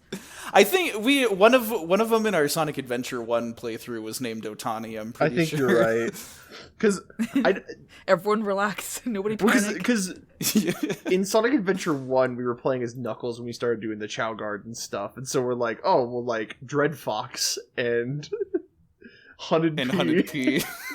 And, like, I think that's where it originated. Yeah. But yeah, just the Chao Garden's a good time. It's such an addicting mode. Racing is fun. Karate's fun. Yeah, the racing and the karate, the cute little mini games. You watch your little babbies go and slaughter each other. Bring back Chao Gardens 2023. Yes, please. Add it to the DLC roadmap. I keep saying, or am that I? all I want for a Chao Garden is just make Sonic Adventure 2's Chao Garden. And then just give us a character. Just import it directly. And then just give us a character select list of, like, every Sonic character. Yep. Oh my god.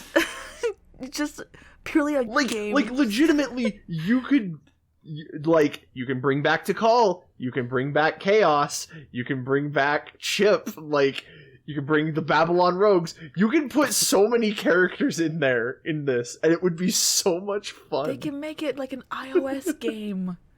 Just a spin-off of some kind. It's free money and it's sitting right there. Sega, please. I will say, when people bring up the concept of a like mobile phone Chao World game, I get scared that it'd just be like another gacha nightmare. Yeah. And it's always like, oh, you gotta pull for your favorite Sonic characters, and it's like, I just want to play a fun game. Like, let's be real, that's what it would would turn into, wouldn't it? Yeah. Share your Chaos online. The top one is just crazy. You know they've spent like over $100. It's literally like they're playing as Chaos Zero, and they're raising a Chaos Chao that's like the perfect Chao, and Max IV's perfect nature. Max IV's.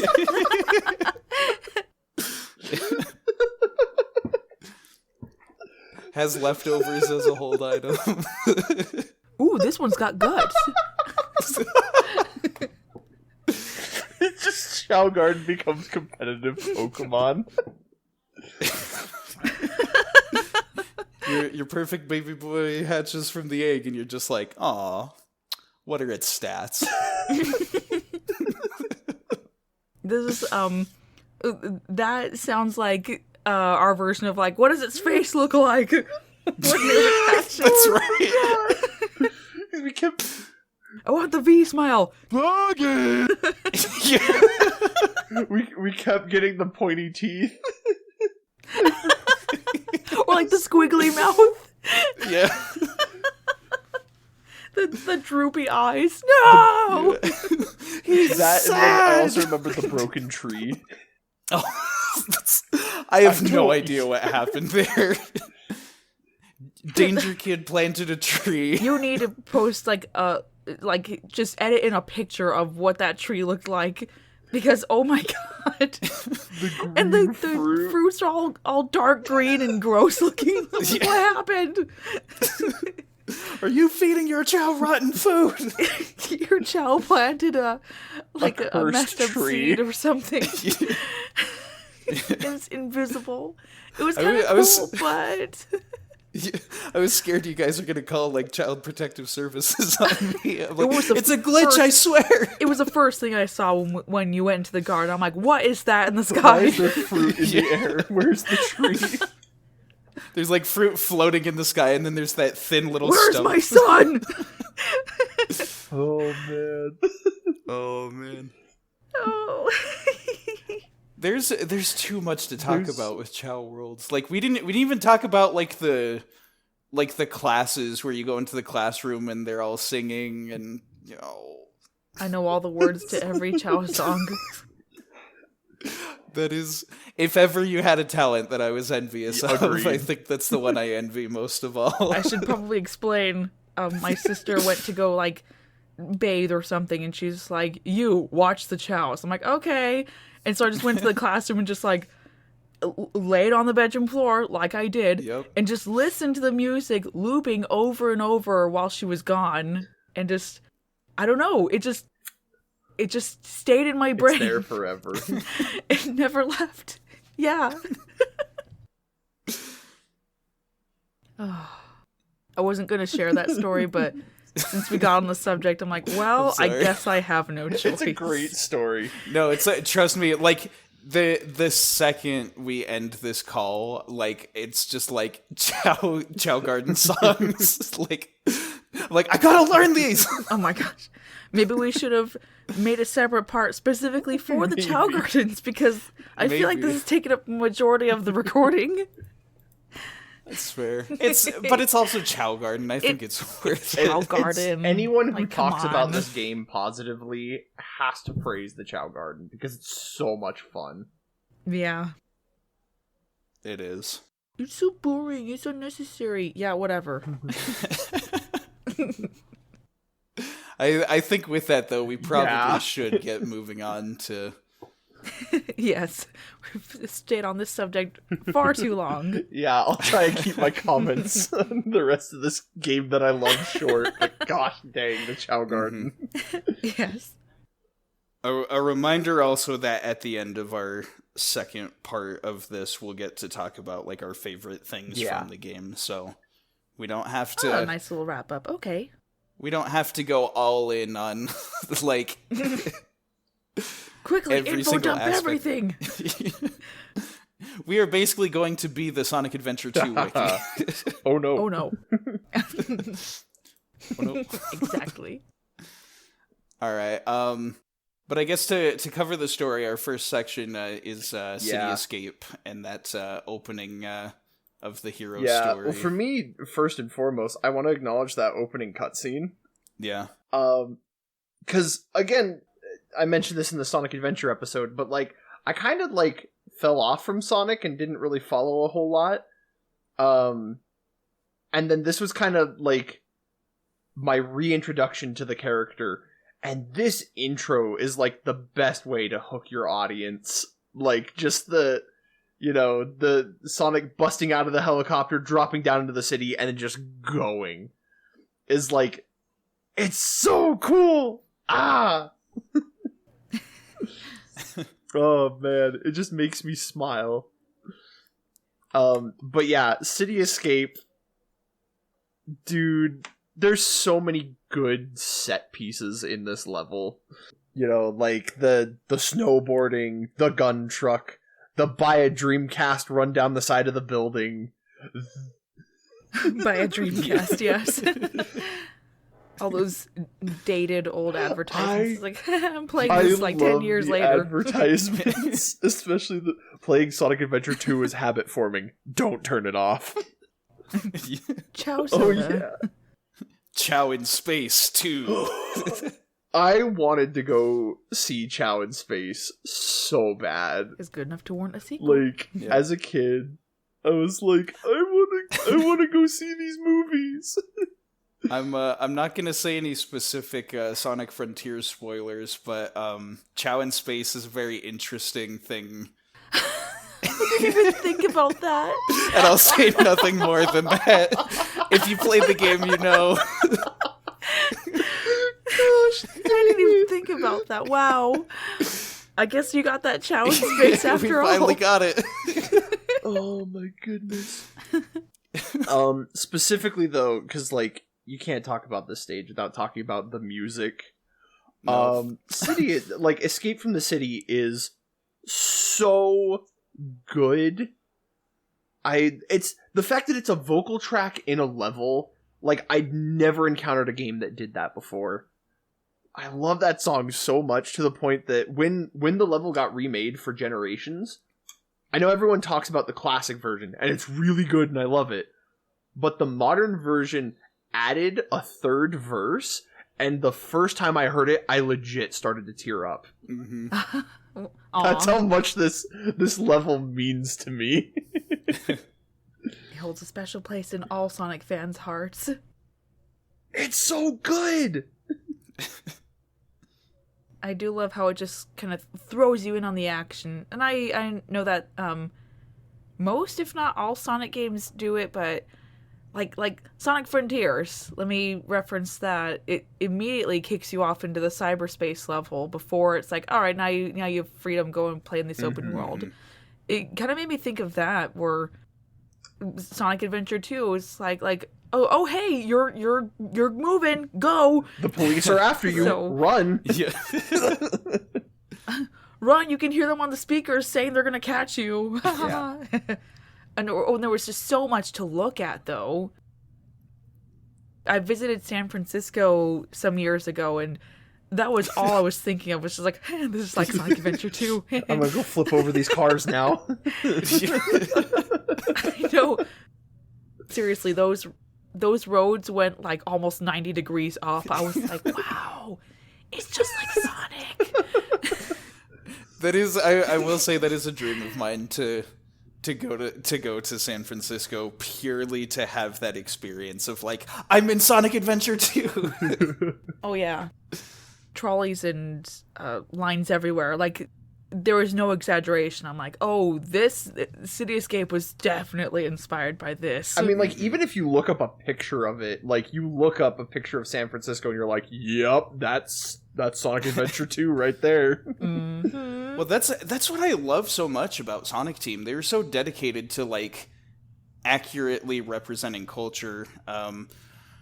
Once again, to talk about our Sonic Adventure 1 episode, see some more on that, but like we were talking about how much we love like the culture of Guatemala and like the Mayan ruins and everything, how accurately and lovingly they rendered those. It's the same thing here. They really captured the spirit of like those kind of like Californian cities and everything, and it's just like, oh, this is awesome.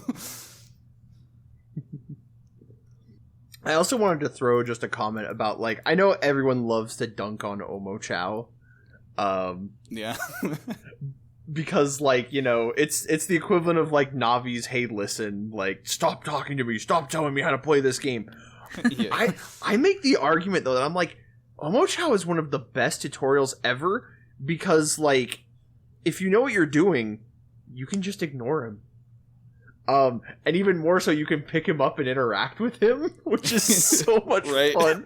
This level has my favorite Easter egg, where, like, there's an Omo Chao right before the goal ring, and if you pick him up and then jump into the goal ring, he has a voice line of, like, that big truck scared me! I'm like, that's so cute. Yeah, there is a bit of personality in Omo Chao, and again, like you said, the big thing for me is just the interactivity. Like when you hit him, how he just kind of drops to the ground a limp, and then has some kind of oh, I'm not gonna help you anymore, or he loses even his the one memory. where he gets amnesia, who am I? Where am I? It's very silly. Yeah. But yeah, I think you guys kind of just said everything that I could say about Cityscape. It's a perfect first level. I've seen all the Zoomzyke videos. I don't need to do the breakdown of why the levels are so amazingly designed in this game. But just I like that you can feel that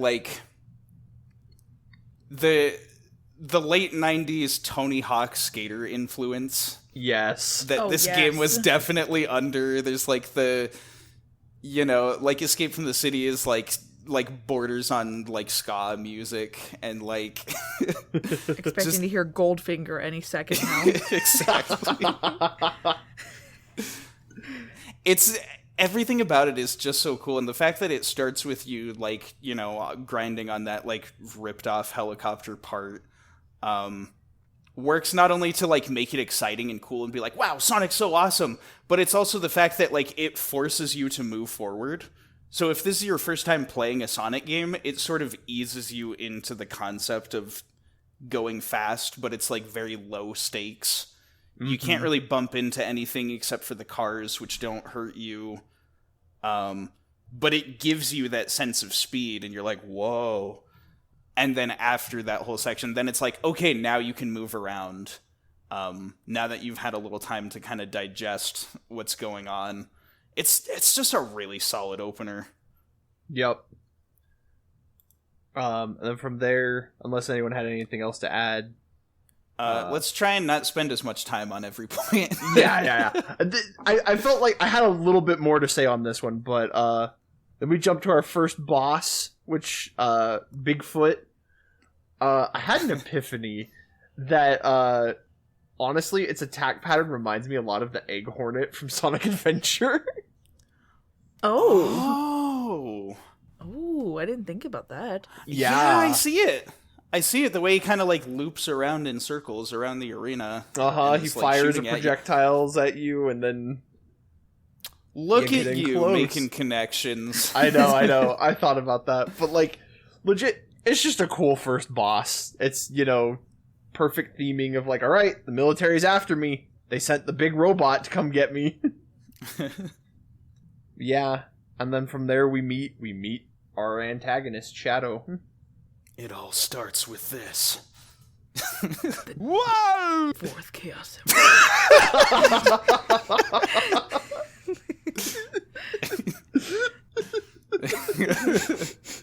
That's gonna sound so much better with whatever I censor that with.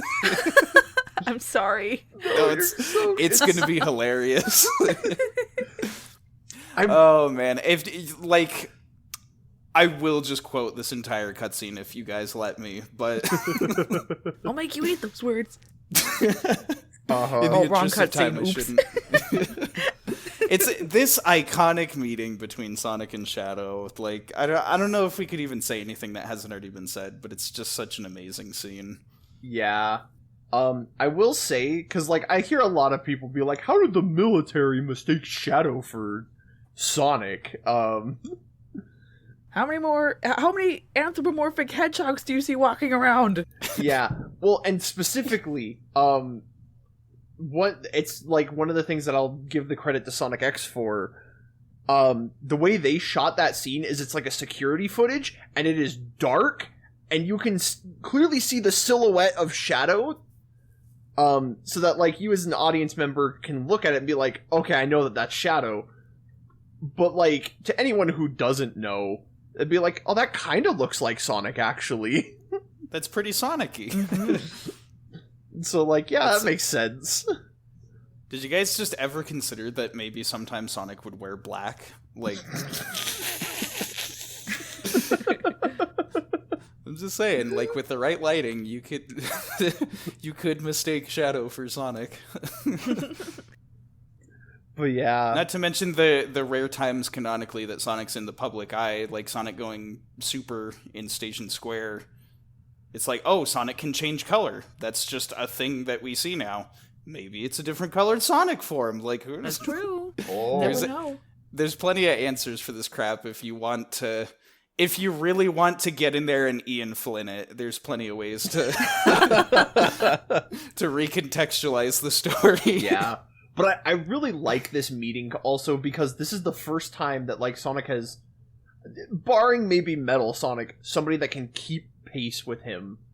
And, you know, is, like, Shadow, like, part of what I liked about Shadow is how mysterious he was in this first interaction. Like, who is this guy that looks like Sonic? Mm-hmm. He had a lot of presence. He was, like, very grandiose, like standing on top of, like, the robot and holding up this gem and monologuing. It's so, like, I love how much presence he has as a villain in this game. Uh-huh.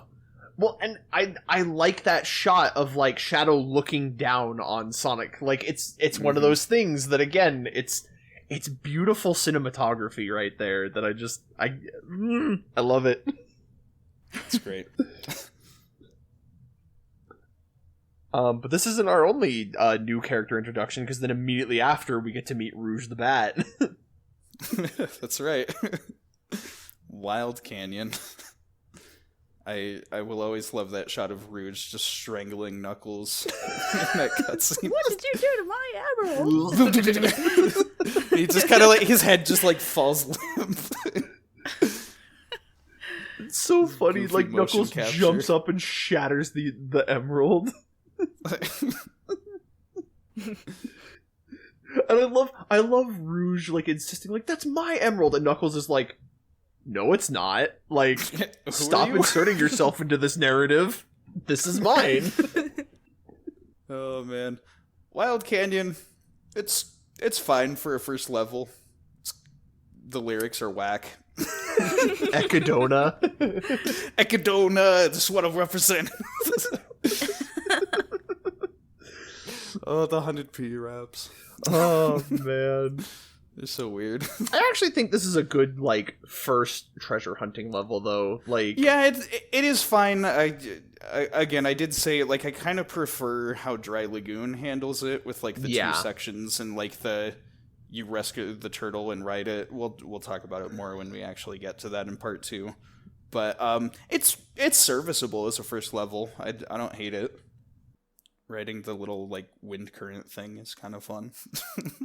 It is a nice introduction. Mm-hmm. Yeah, I think it's a cool way to also introduce the gliding mechanic, because you naturally will like pull you up and then you gotta glide and climb around and stuff. So it's a good first level. Yeah, I'll give you that. It's spacious. Anyway, want to watch an 8-year-old break into a military-grade prison?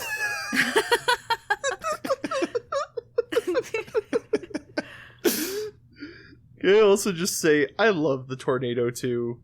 I love its design. Yeah. It's Sonic Adventure really made me like it, and so just seeing it, I don't know. I like the color blue. Yeah, I will say, kind of going back to like my experience with our first Sonic media we encountered was the Adventures of Sonic the Hedgehog cartoon. Mm-hmm, and I really latched onto Tails as a character because he's the little brother character. Haha. Aww. But then, my first game was Sonic Advance, and so it's just like, oh, I can play as Tails, and he's a cute little fox. But then stepping up to this game, where he's got this big, like, biplane that transforms into a mecha, and he's breaking Sonic out of a prison and doing all this crazy stuff, and, like, going toe-to-toe with Eggman, I'm like, whoa, Tails is awesome in this game!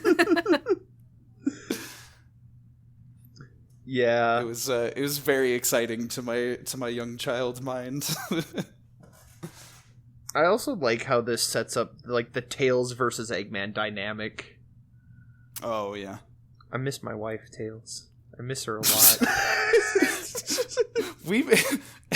We almost made it 2 hours without a Snapcube reference. Sorry. Yes, please, everybody, click off this video and go watch people who are vastly more funny and talented than we'll ever be. That was a lot of fun, though, having Sakura, you quoting a lot of that. I couldn't stop myself. I'm so sorry. No, It's so ingrained in the Sonic fandom, like, culture at this point. The Dark Story podcast is going to be so much fun. Oh. Yeah. Hey, you can't do that. because I love the tornado too. But also, are we actually back? Are we back?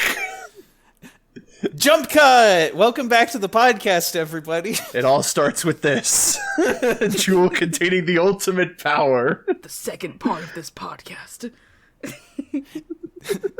That's the awkward jump cut. We just need one of those, like, welcome back recap things. Yeah. Well, but, like, this is already going to be a 2-part episode, and we're not even through part 1. Anyway, we were talking about Eggman 1. Let's rein it in. This fight's kind of lame. Yeah, Wow. I do like that it sets up the Tails versus Eggman dynamic. Oh yes, in terms of story and everything, it's Neat. it's very cool. I think so, too. It's just you just kind of like walk around and you mostly use the Vulcan cannon because like nobody can hit you with a lock-on laser.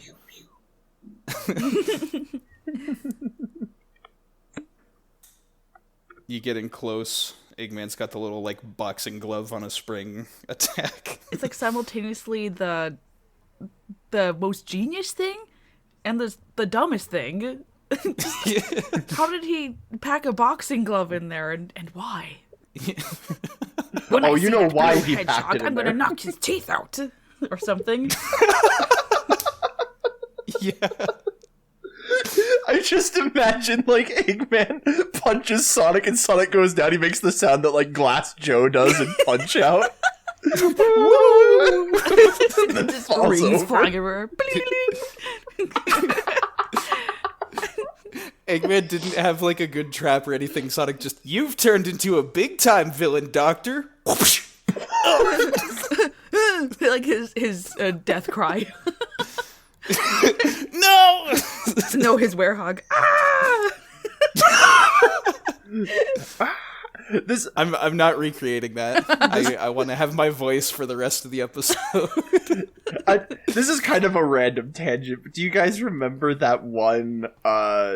It was like Sonic Shorts, where like Eggman shoots Sonic at the Death Egg and the rings go everywhere and like flood the whole thing. I saw that one like late at night, and I was dying trying to keep my laughter in so I didn't wake my family up. Oh my God. The number one reason I remember that one is because there's that bit where there's the Egg Pod doing the guitar solo from Eggman's Yes. theme. Right. Which that guitar solo goes so hard. It does. Mm-hmm. And speaking of guitar solos that go hard, Prison Lane! Yay! Hey, we did it. I love this stage. I segued. Prison Lane is awesome. I like Dude, this one. We're breaking into prison as an 8-year-old to free Sonic. This level is so much fun.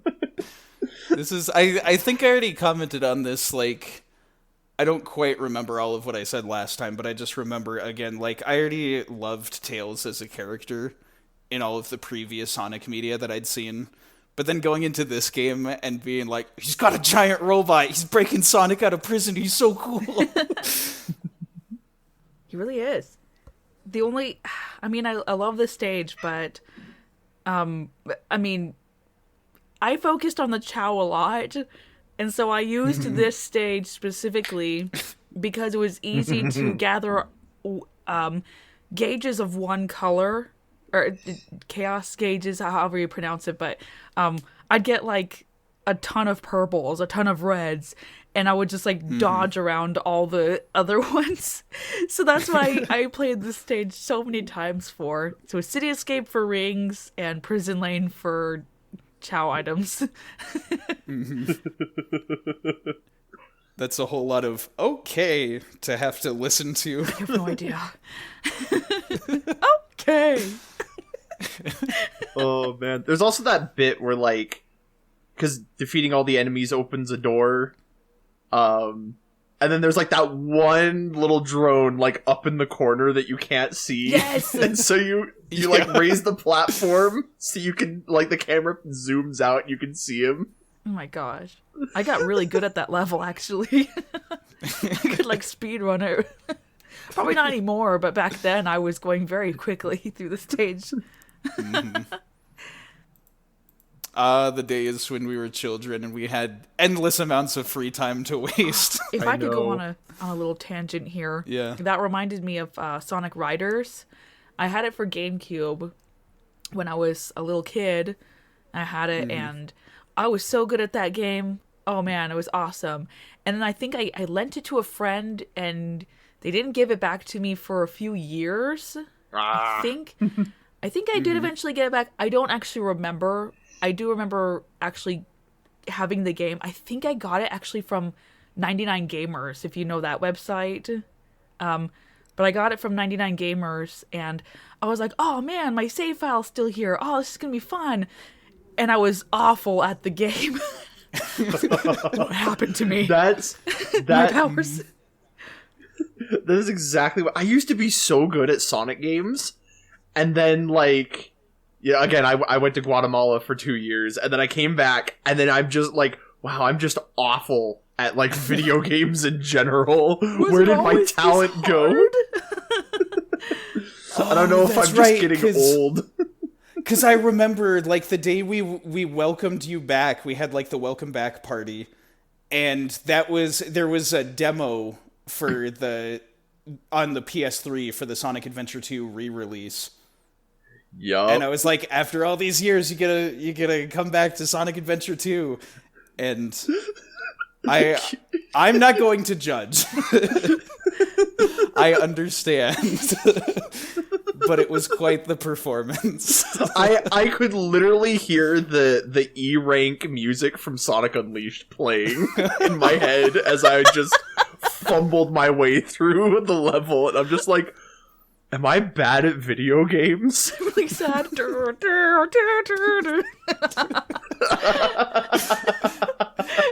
Everybody play off key. Everyone's just staring awkwardly like, oh. Oh, you don't got it. That was also like, because I think like, Smash 4 was coming out too, and I got to play a demo of that, and I was like, oh, this is awesome! Oh, I'm getting obliterated. that was me too. God. What the heck's up with kids these days?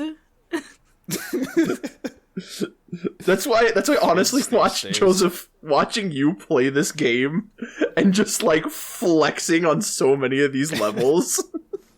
Sometimes flexing. Sometimes flexing, sometimes falling. Yeah. Sometimes flexing while falling. Yeah. That was falling with style. Wow. Good old Prison Lane. I also love the implication that Amy was hiding in Tails' plane that entire level. It's just like, where is the room for her? Is she in one of the legs? She's hiding under his seat. No.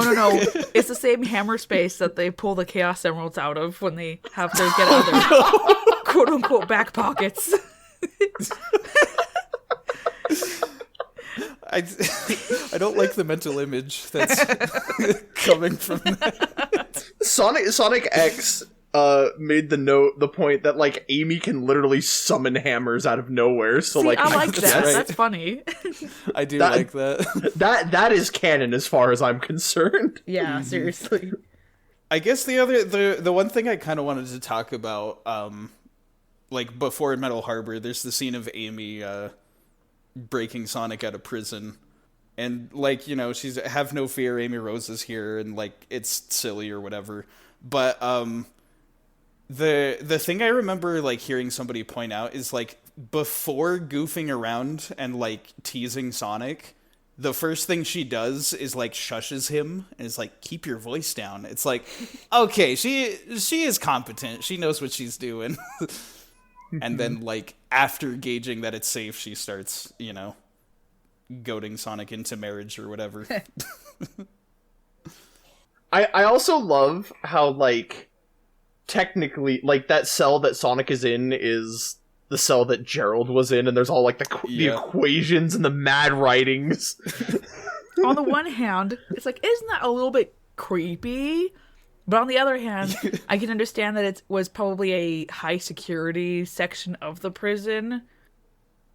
So, of course, they would put him in there. But it's still creepy.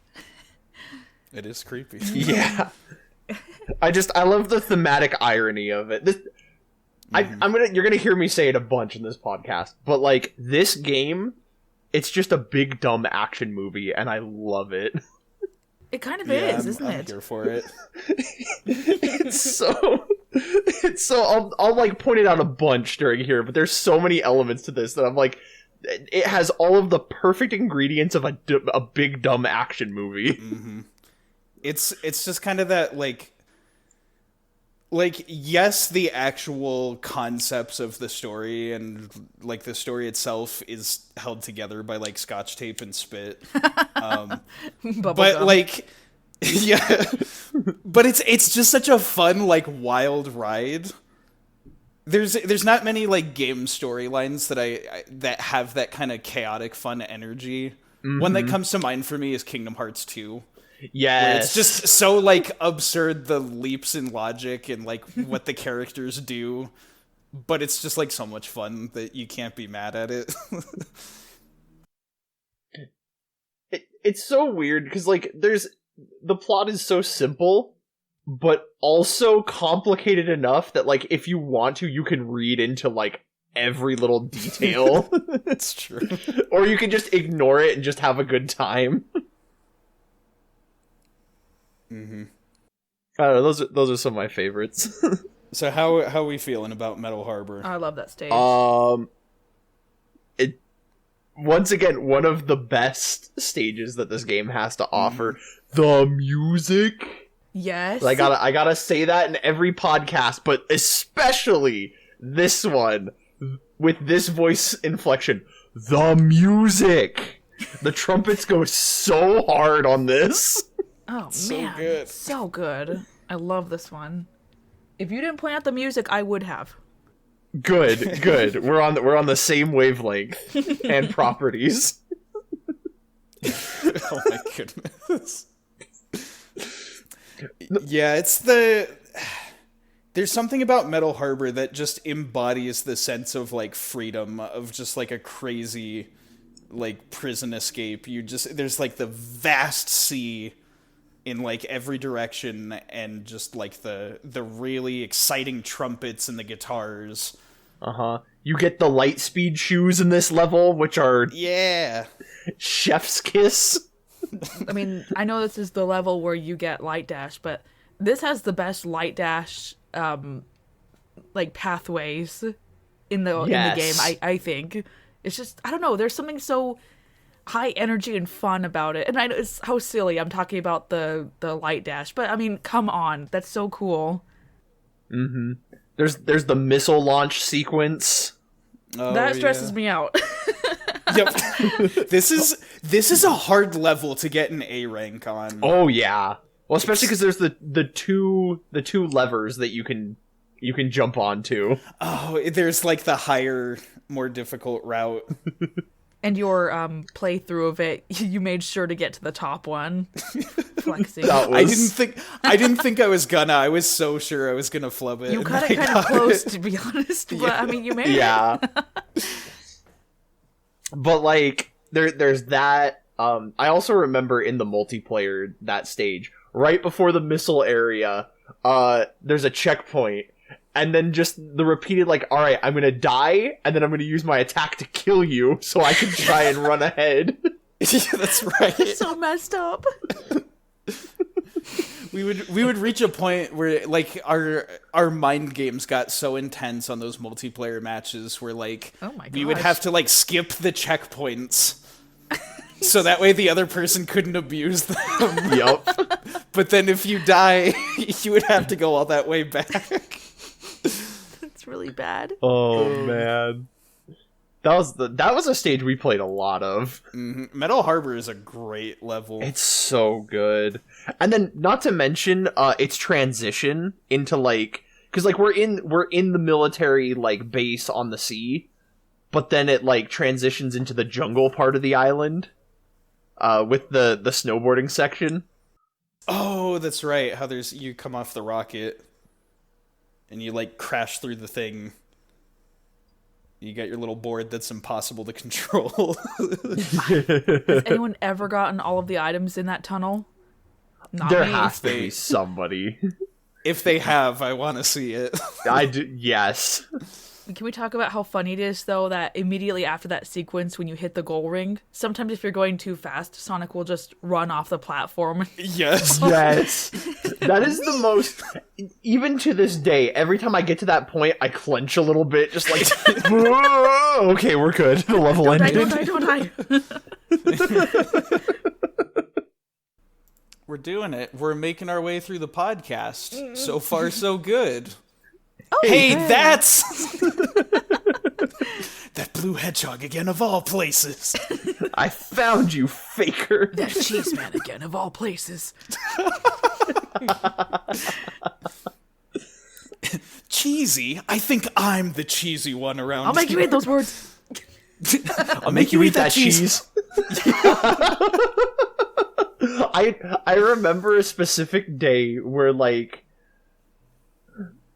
I don't even remember who started it, but we started messaging each other on Discord, quoting that, like, and right down to the bit where, like, we left a space for the other person to reply. That's right. For, like, the dialogue to cut off, because we just started going. Yeah, we typed, I typed, you're not even good enough to be my, and then left the space so you could, I'll make you eat those words. I was hoping you would do that. True Sonic fans the know. sound mixing is funny. It's funny. This fight against Shadow is kind of goofy. It is a little bit goofy, right? I'm the coolest. It's the fact that he feels the need to say that after getting hit. Oh my gosh. That's like the worst time to say that. Like, what a goofy thing. I distinctly remember introducing a friend to Sonic. And, like, she's like, I know Shadow's gonna be my favorite, but, like, I haven't played the game. And then as soon as she heard that line of dialogue, just like, oh no! He's a dork!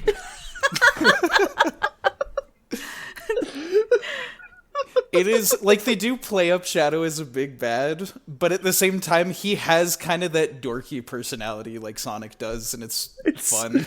It's so Imprinted good. with Dr. Gerald Robotnik's will. Gerald Robotnik, Oh, Shadow, run protocol. You're gonna I'm the kill the Earth, coolest. but you're the coolest of them. Just don't forget. Never forget, Shadow, you are the coolest.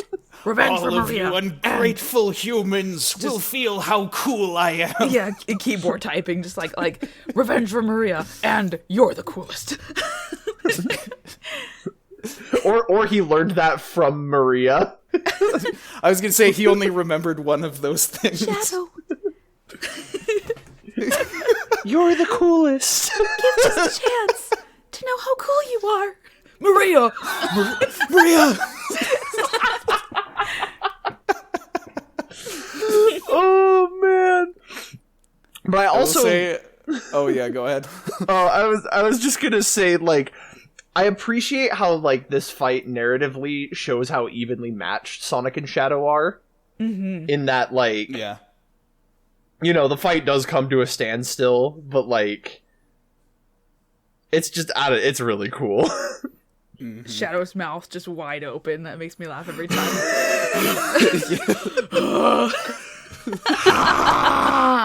Yeah, it's got more of a ha sound. I also shout out to one of the best placements for Big the Cat in a level. He's just in that little vent, like, Oh yeah. The island's exploding. I hope I get Froggy out of here in time. Froggy?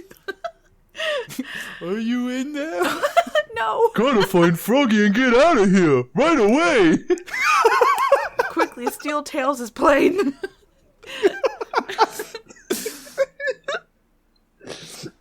I'm sure Big got off the island the same way he got on. Through his omniscient power. Oh my gosh. His ability to just show up in random places. I mean, the cameos all throughout the game. How did you get up is. there? You know? Isn't that, like, that's kind of like a normal cat, though, if you've ever had those moments of just, like, your cat, like, you just see them, like, up on a high shelf or something, and you're just like, how did you get there? You know what? You're right. I didn't think about it like that. It's perfectly in character for his species. He is a cat, yes. Green Forest, so who wants to hear me talk about how great time limits are in video games? Oh, I really it stresses me out. And then level-headed Sakura over there experiencing like time stress like a limits. normal human. Time limits are being chased. I can't do it. again, there's so much of this that, like, as a kid, this level stressed me out because I was like, same. "There's time limit. I can't let the island explode and die." And then, like, I'm like, "Oh wow, they give you a lot of time." They do, but it still stresses me out nonetheless. Right. Oh yeah, but like, Well, and it's part of the generous time limit thing is because they have the mission 4, where you have to do it with a stricter time limit. yes. And I hate that one. That's right. Even I won't accept. That's right. How You have to difficult do it that in like one is. 2 minutes. It's insane. You gotta pull off, like, Mario Kart style shortcuts on that stage. Yeah. But it's also, like, I like what it does narratively, because, like, between, like, the time limit and the music, like, you feel the tension of that moment. Yeah. And so I'm like, it very much does what you should be feeling in that moment. Also, swinging on the vines is just fun. Yeah. It is fun. I like the one where, like, you, like, basically go bungee jumping. I was just thinking that. It's so cool. You slam Sonic head first into an item box, and then, or is that White Jungle or is that Green Forest? I don't remember. No, That's Green Forest. Okay. Yeah, it's a item balloon. yeah. that's right. Still, like, you can see his arms flailing, and then just like smack. I'm always like, ooh, whenever I see that part. And because it's like how far down you go is based on like how you like hold A. And so if Really? you hold it for too long, there's like spikes further down. I didn't know. Wait, Yeah. I didn't know that. I don't think I knew that. Yeah. It's it's one of those goofy little details. The you know which part really stressed me out playing that level as a kid is right at the end when the platforms start like breaking apart. No, I don't like Right it. before the goal. It's like the amount of times I died to that. On the Just first mission or the Yup. fourth mission? well, all of them. Yes. All of the missions. All of the above. As a kid, I wasn't even good enough to make it to mission 4 Weren't because even I good could enough to be never sweet. find the lost chest. I'll make you eat those words. Such an iconic scene. Oh, speaking of iconic, Uh-oh. our next level, Pumpkin Hill. Oh man, dude, I think this is my favorite Knuckles level. Yeah, fair. I do like this one. It's got my favorite Knuckles rap. Like, the Halloween aesthetic is cool. Like, the pumpkin mountains, the ghost enemies show up in this level. Mm-hmm. It's just, like, it's a neat level. It's just a lot of fun. I think this is my favorite Knuckles level, aside from Meteor Herd. Yeah, mm-hmm. That one's also up there. One of the things, I guess, to talk about the Pumpkin Hill music that I really appreciate, this is the first Sonic song composed by Tomoya Ohtani. Yep, I was about to bring that up. Just like one of the best composers for Sonic music. He's so good. Like, all of his instruments just, like, light a flame at once as he's playing. It's that meme of like, all right, it's just a pump, like a Halloween level. The music doesn't need to go hard. The music, and then it's like the piano on fire. I know what you're thinking of, but I think I'm thinking of that too. Oh my gosh! But like this level is fun because it also is where I think you get the shovel claw. Yeah. So you get like the digging ability, which is just like I said before.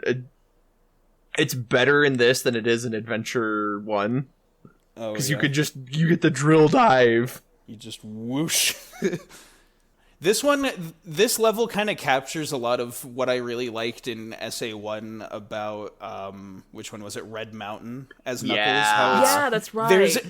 There's not a lot of, like, solid ground, and so it's mostly just you, like, climbing and gliding for the level. Taking rockets up to higher places. Mm-hmm. It never fails to put a smile on my face, the lyric, like, I searched and I searched as I climbed up the wall, because every time I'm almost always climbing up the side of one of the mountains. When I hear that, I'm just like, yeah, that's right.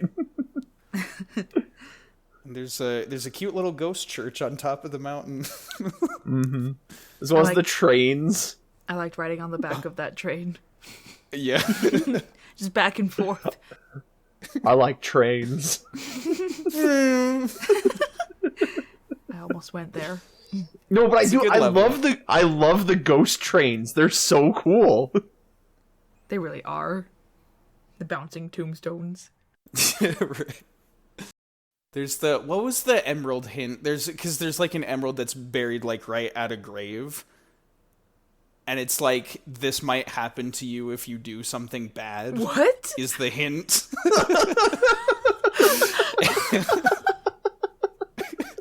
It's just like, wow. Tell us how you really feel, Sega. It's that clip of Captain Boo Albano as Mario. You do drugs. You go to hell before you die. Oh, so good. Yeah. Pumpkin Hill is A+. It's a mm-hmm. very enjoyable level. But the next cutscene. What's the next one?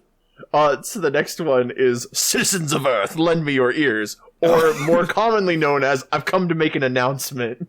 Right. Eggman's big announcement. Here's the thing about that scene.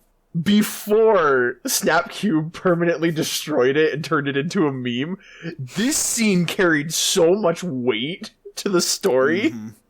Like, I think this is the most terrifying Eggman has ever been in any game ever. I mean, he was ready to, like, I will destroy the Earth. I'll do it, just watch me. And then all of the tough as nails world leaders didn't care when he blew up half the moon. It's the fact that like he blew up half of the moon is so like as a threat. Like I know it's jumping ahead a little bit, but like the cutscene, it's like what do you want? It's like, you'll surrender your country to me, otherwise your country will cease to exist. You see that half of the moon? That is what your country will be. I'm just like, that is San Francisco Landia. San Francisco. But legit, like I love that scene, and it really does paint Eggman as such a like an incredible villain. And all throughout SA2, you just get the sense that Eggman's not playing this time. It's funny too because a lot of people are like, so "You're gonna destroy the world. There'll be nothing left for you to rule." And I'm like, let's jump back one video game to where, like, Eggman's plan with Chaos literally was, I'm going to wipe out Station Square and then build my empire on top of the ashes. Like, this is the exact same plan he was running then, just with a big laser instead of a god of destruction that he couldn't control. A giant laser, which his own grandfather built. So... yeah, that's another fact to it. Carry on the family legacy? Yeah. Yeah. I also... oh, sorry. Oh, no, go ahead. Okay, I was just gonna say, we get little bits and pieces of, like, Eggman and his thoughts about his grandfather, and it's probably better for the pacing that we didn't get more, but I do kind of wish we could get a bit more, like, in his head about, like, his, like, seeing this stuff as, like, his family legacy and all that. Mm-hmm. I mean, we did get a little bit at the very end when he's talking to Tails. Yeah. Yeah.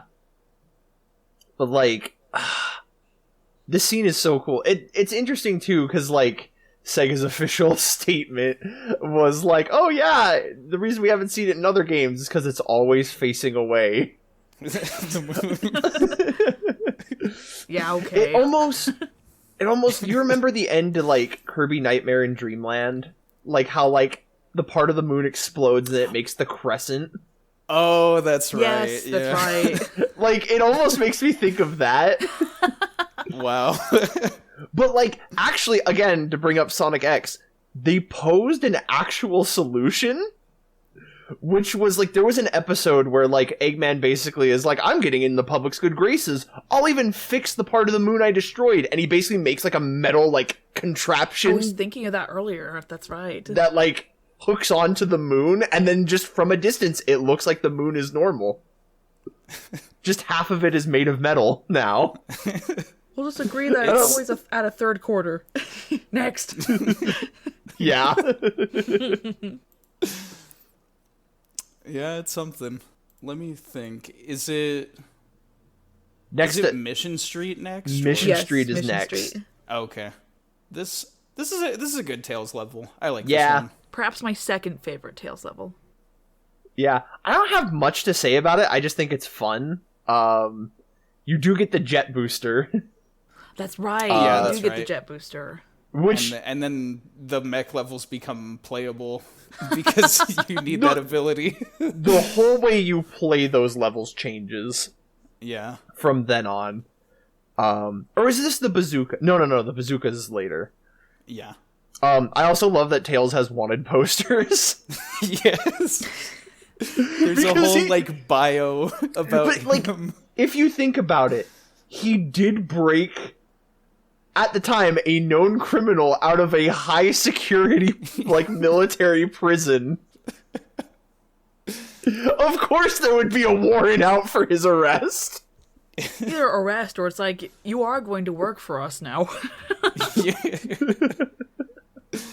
It's so true. Oh, man. But yeah, no, this is just a neat level. It's cool, too, how they, like... I'll keep going back to it, but, like, the big city map, and how, like, they reuse assets for, like, other characters. But... because they take place in the same location, but they're geared towards a different character entirely. I think that's really cool. Mm-hmm. Because this level makes use of a lot of the Radical Highway Yup. kind of Pieces, right? level look. I also like that with the jet booster, you can like skip dramatic amounts of the level Yes. if you know where to fly. That's right. I did used to fly over chunks of the stage. I think you did that when we were playing that I'm bit. pretty Probably sure did. just a little bit of like just you get to like a high point where there's like a lot of downward slopes, and then you just jump and like goodbye level design. Let's see how the draw distance works in this game.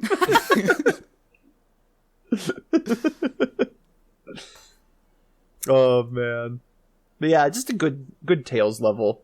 And then we get to the next Knuckles level. Oh boy. Aquatic Mine. I used to really hate this level, but it has grown on me over time. The biggest reason that I hated this level though was the terrifying swim to get the air necklace. Yes. Right? I didn't like that either. That Again, is the it's most timed. Intense. I don't like being timed on things. Well, and it's so like it's not just the time limit, but it's the fact you're underwater and you just have this straight shot upwards. Like it's pass or fail. You either make it or drown, and it's so terrifying. And they give you just enough time to make it. Like, yeah, I think there's like a few seconds of buffer in there, and so it's like you cannot screw that up. But it's also I kind of look forward to that bit now. Because, like, I know that there's always a dragon animal in there. That's right, Yeah, that's true. For Chao Garden. There's a dragon there. And that's one of my favorite places to farm it, because I'm like, I always know it's right there. And it's really... Once you have the air necklace, it's so easy to get to. I was just about to say, once you have the air necklace, you can just do whatever mission you want and just grab a whole bunch of them.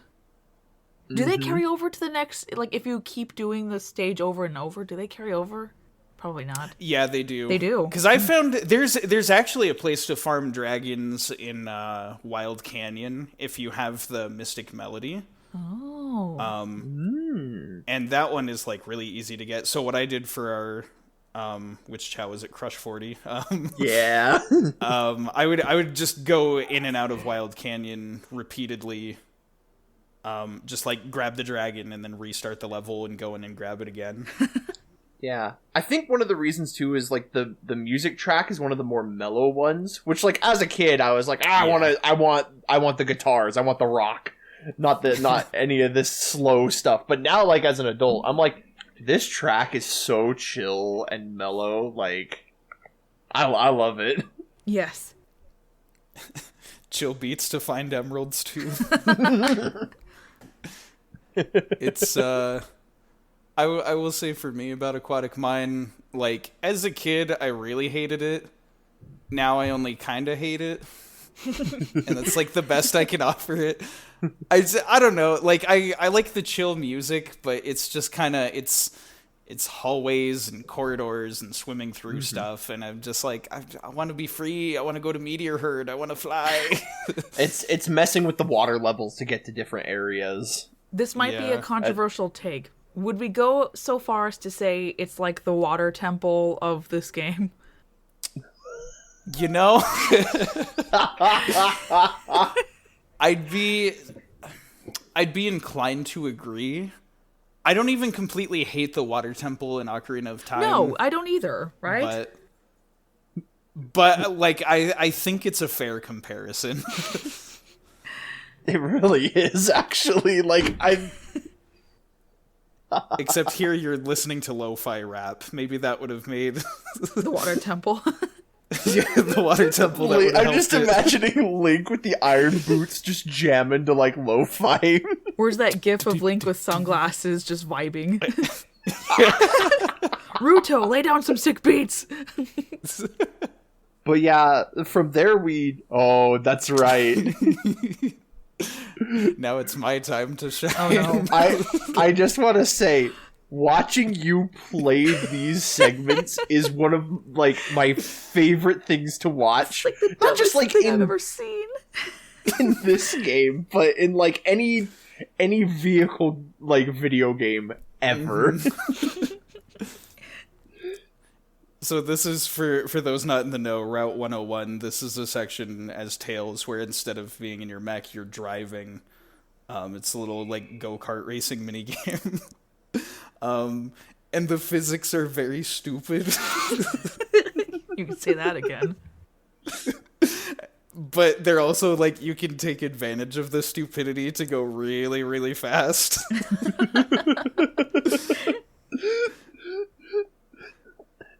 So it wasn't this playthrough that we did, but it was a while back when we played it.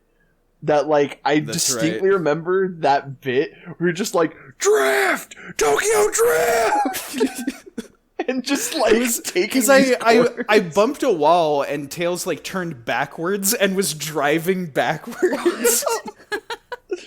And I felt like the coolest mofo on the planet. Tails, did you find the president? Tails ghost riding the whip.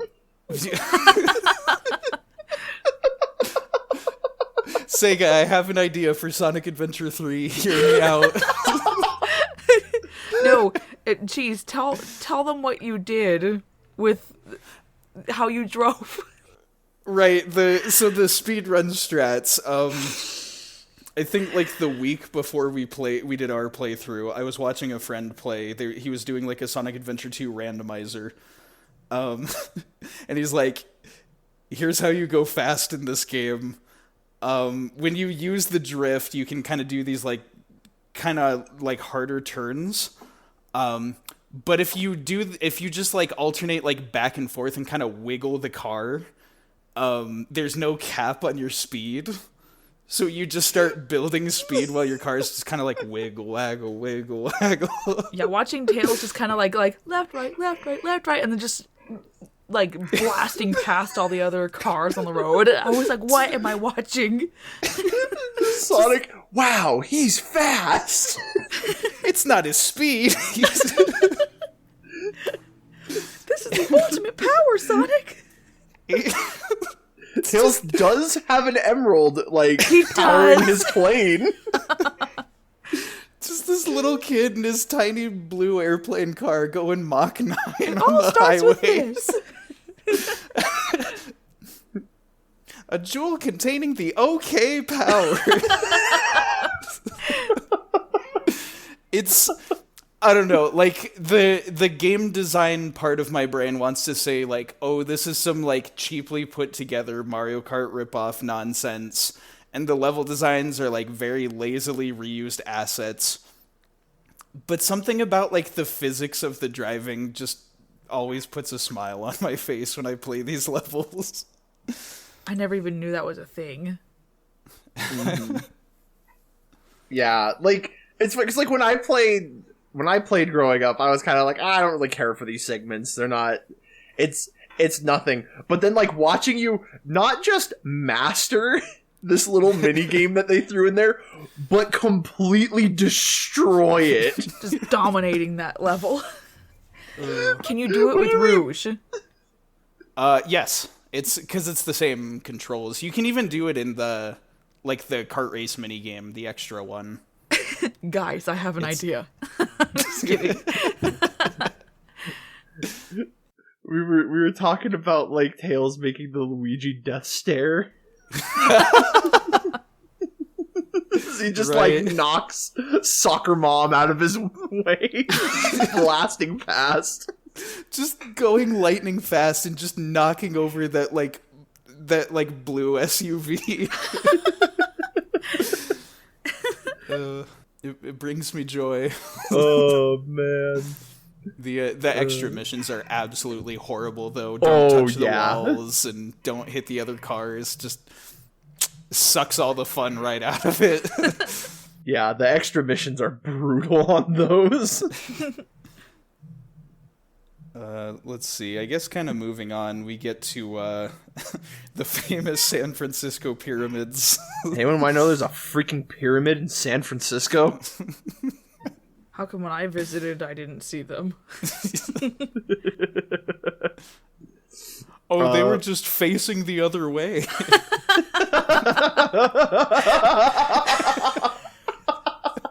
Please. So dumb. I know. Hidden Base. How we feel about Hidden Base? The Eggman Sphinx murals. Gosh, just staring into your soul. I hate it. I played that There's stage. I just wanted to get out of that stage. Yeah. There's certain like audio clips I associate with soundtracks. And one of those is Tails falling in the quicksand going, Sonic! Right.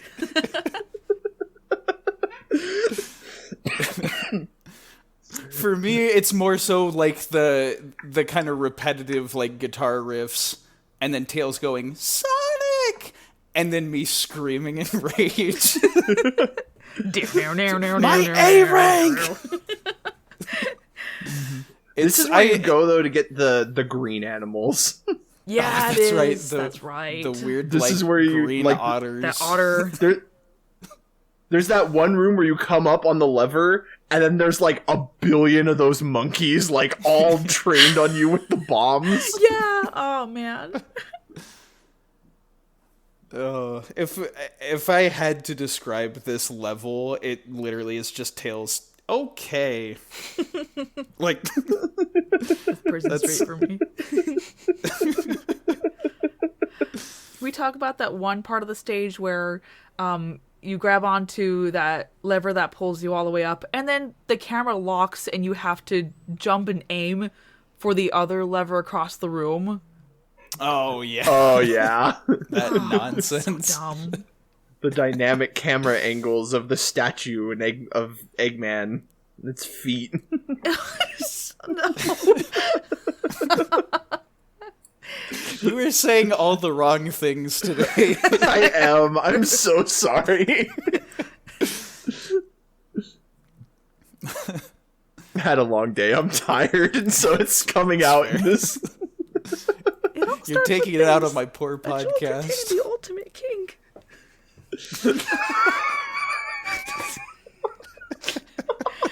Sorry.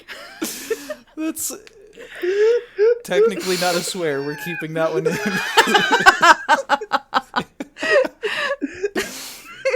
Okay, so I will say, moving on from Hidden Base, Please. Yeah. we get a slightly better pyramid level Yeah. Yeah. immediately after. Of the 3 pyramid levels, this one's probably my favorite. Yeah. Yeah. Because, like, Indiana Jones rolling under the time doors is really fun. like when you just barely scrape by, it gives you points for that. Mm-hmm. Which is so cool. I loved how when you're holding that one key, that big, like, it's shaped like a mushroom, but you're holding it, you run up to the lock, and I mean, you're supposed to drop it in gently. I just like chuck that thing as hard as I can, and it lands in the keyhole anyways. That whole, like, side quest to go get that key is probably my favorite bit of the level. Mm-hmm. And we get the Gamma robots! Oh, That's right. This is where right. the Gammas come That's back. right. I will say, I think my favorite part is that it's when you're on your way to pick up the key. There's that spot where there's the grind rail that, like, the camera pans and you see a bit of, like, outside the pyramid. Yeah. And with, like, the little gate.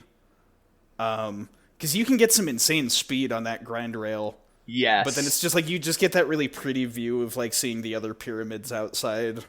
God, it's so good. But yeah. And then we move on to the last pyramid level. Death chamber, death chamber. Death chamber. This level is whack. It's just ultra whack. Yeah. Level design wise, it's probably my least favorite Knuckles level. Same. I think this is my least favorite level in the game. But, like, Personally. narratively, I like this level because it gives Knuckles a reason to be with the group. Because, like, he is not with the group for the grand majority of this game. He's a side character the whole time. Wow. He's, like, doing his own thing the whole game. Mm-hmm. That might have to do with the fact that originally it was just supposed to be the 3 campaigns of Sonic, Eggman, and Knuckles. And, Really? like, they weren't really supposed to, like, intersect. because it was just like 3 different campaigns. Interesting. I didn't know that. Yeah, it's really interesting because characters like Shadow and Rouge were like supposed to be like purely plot characters. Interesting. I did like that certain parts of the level were like, oh, this is clearly ancient Egyptian inspired whatever, and then you get to a certain part of the stage and it's like all metal. Like, oh, you know that Oh yeah. Robotnik or Gun or whoever has clearly been tampering with this place. Yeah. Right. Well, it most definitely is, especially because, like... Eggman's face is plastered everywhere. Yeah. Yes! And apparently his feet. They're looking around in the pyramids and it's like, what's this? Eggman was here. Sonic's a loser. They didn't complete It's this. They didn't complete the sentence. Eggman smells good.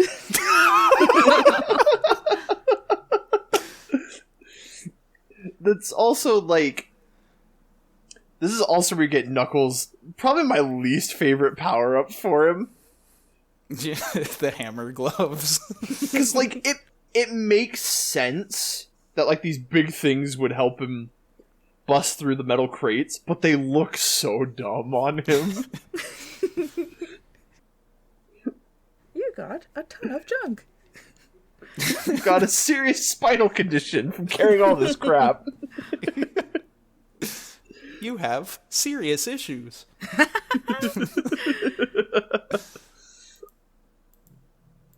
Yeah. I guess the last thing to talk about, like, pyramid stuff, I like the big ghosts with, like, the stitched mouths. Yeah. Mm-hmm. Because they're not very aggressive. They just kind of, like, vibe. They do Just kind of hang around. Uh-huh. But then we get the biggest ghost. King Boom Boo is such a weird boss. He's so... It's funny to me now that I was scared of him as a kid. Oh, yeah. Because, like, he's so silly.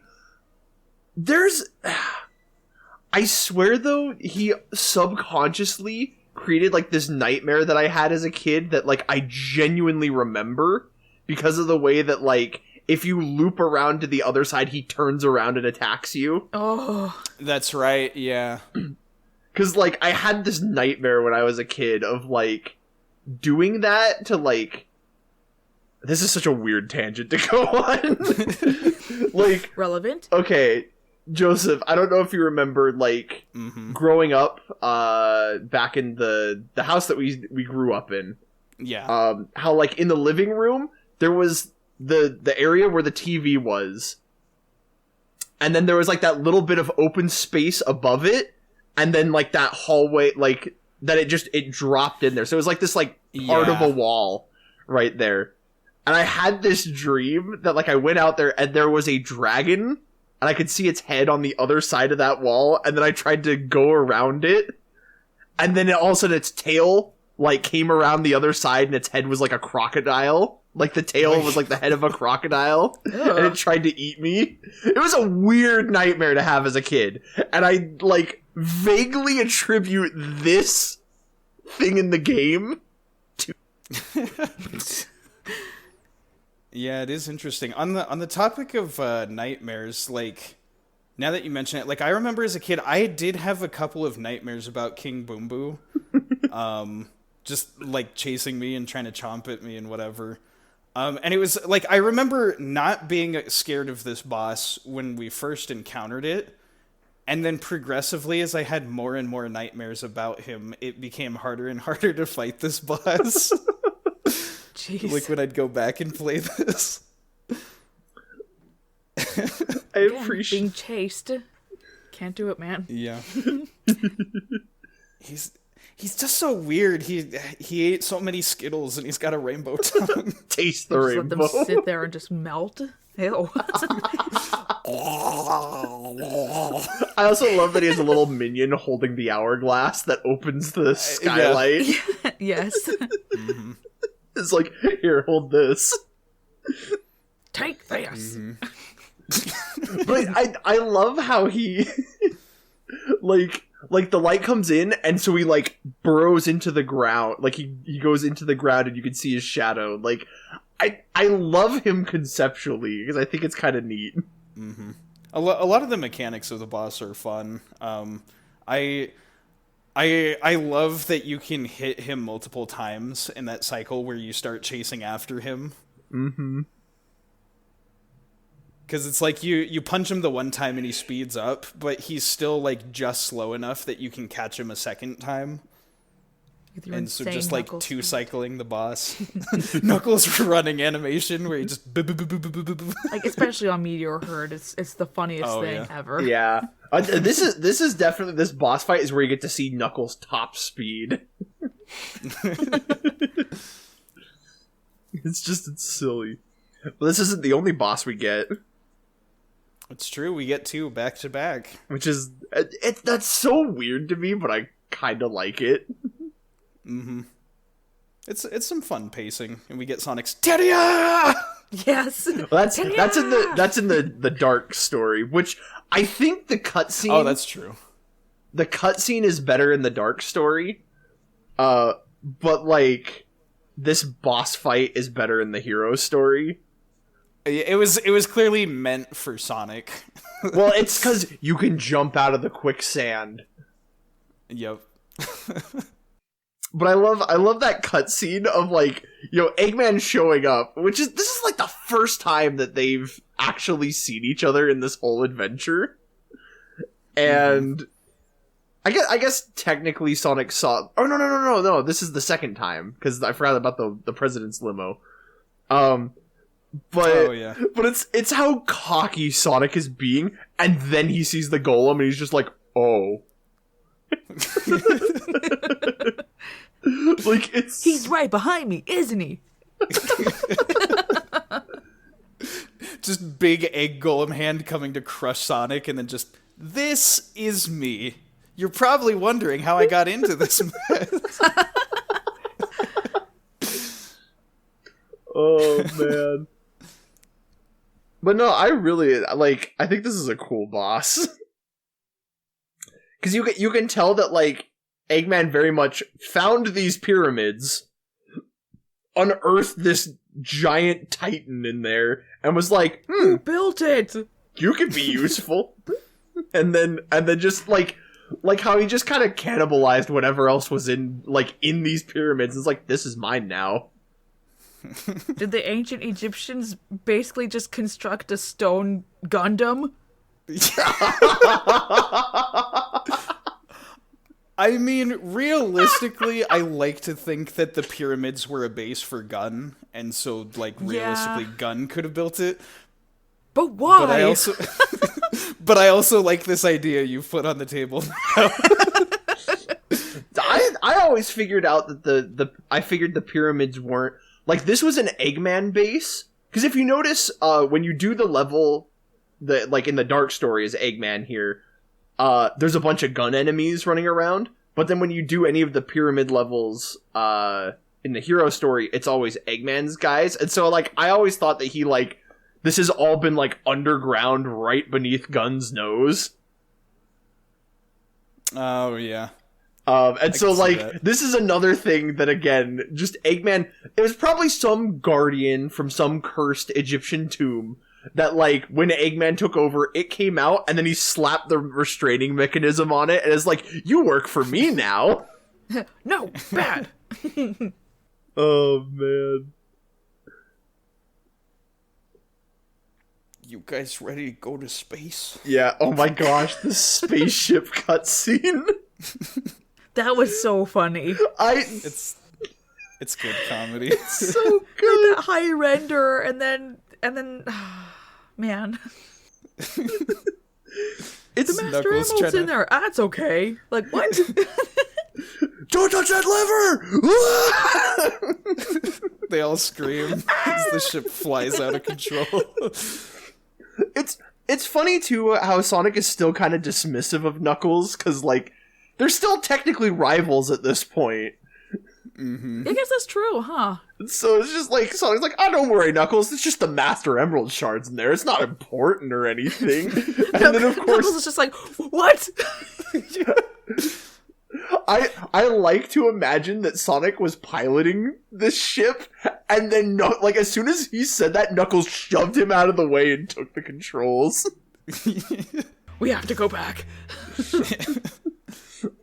The vibe that the scene always gives me is like early Star Wars, like A New Hope. Just like everybody kind of like bickering and like having like different like things that they're after and not really like working well together. Oh my gosh, it does. It kind of has that like campy Star Wars energy to it. Again, I'm here for it. This game is just a big dumb action movie. We gotta go to space because we gotta go to space. Like, it's so... I love it so much. Gotta check all the boxes on their list of action movies to reference. Including creating a plan that will inevitably go wrong. Indiana Jones, check. Star Wars, check. That's no moon, it's a space colony. Yep. No, but we also get the fake emerald plan, which is... I love the fake emerald plan. Tails is smart. I mean, obviously he's smart, but he's smart enough to engineer a fake emerald that's almost as strong as the actual emerald itself. Like, what? Yeah, I think... Wow. Specifically, I think he says, like, the same wavelengths and properties, but is less powerful. Yeah. Which is still, like... ridiculous. We're like, Tails, how did you figure this out? Science. And then we also get our let's ditch Amy, you girls are icky. They're so mean to Amy in this game. It makes me sad a little bit It that does. she's not like more like, of a Amy, team player. Honey, I'm sorry, why are you here? Do you know what it is? It's Bulma on Planet Namek. Yes! Yes. She is Bulma on Planet Namek, and she is in space! Like, quite literally tagged along, and then just, like, nothing happened. Like, Right down to like how Bulma gets cornered by Vegeta for like the Dragon Ball. It's Eggman. yeah. She contributes a little more than Bulma, but like, gosh. I know, like inspiring Shadow to go and help. Yeah, but, like Amy. They did Amy dirty I wish they in did this more game. with her. She did free Sonic from prison. She did. She was the one who actually did it. I don't know what She had a Tails cage card somehow. Where did she get that? Amy literally, like, took out some gun guard, stole his key card, and then broke Sonic out. So Eternal Engine Yeah. is our next level. Whole space level. It's very difficult, and the camera is very not cooperative. We also give an 8-year-old a bazooka. Yeah, he Because does. why get the not? bazooka. Literally, because why not? I also appreciate the Omo Chao next to the airlock, that you can just Yes. catch him in the loop of respawning and then getting sucked out. Sucked outside, like, infinitely. Just like... That alone is why this level gets a pass for me. Just watching him endlessly get sucked into the void and respawn. Is this the first level where we get the artificial chaos as well? I believe so. Oh, my dreaded... Like, I adore this game, but the artificial chaos, in my opinion, is the most diabolical enemy in any video game I have ever faced. It's pretty frustrating. That just gave me a thought, actually. Yeah. Do you think those chaos creatures were made by Gun, or could they have been engineered by Dr. Gerald Robotnik? Like, I think trying it was to create the Gerald. ultimate life form? I think it was part of the I think experiment. it was too. I think it does kind of add on to the theory that he studied the ancient prophecy of the ultimate life form, a hedgehog that can use the. Oh, yeah.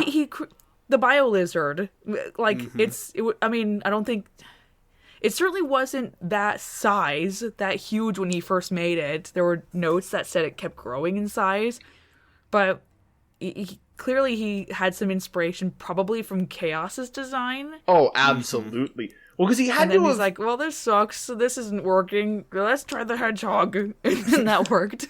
Well, because he had to have studied, like, the Chaos Emeralds, and then therefore would have made the link to Chaos. And, like, the Chao and stuff. It's all just reaches, but, you know, it's fun to think about.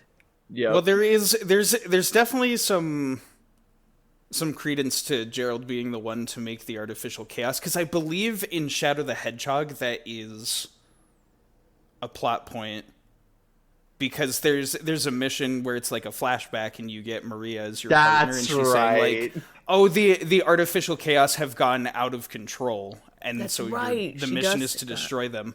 It's also the worst level in the game, but that's neither here nor there. That's not this game. Also, how do we go this far in talking about Eternal Engine without mentioning the music? The music is really You good. know what? Yeah, you're absolutely right.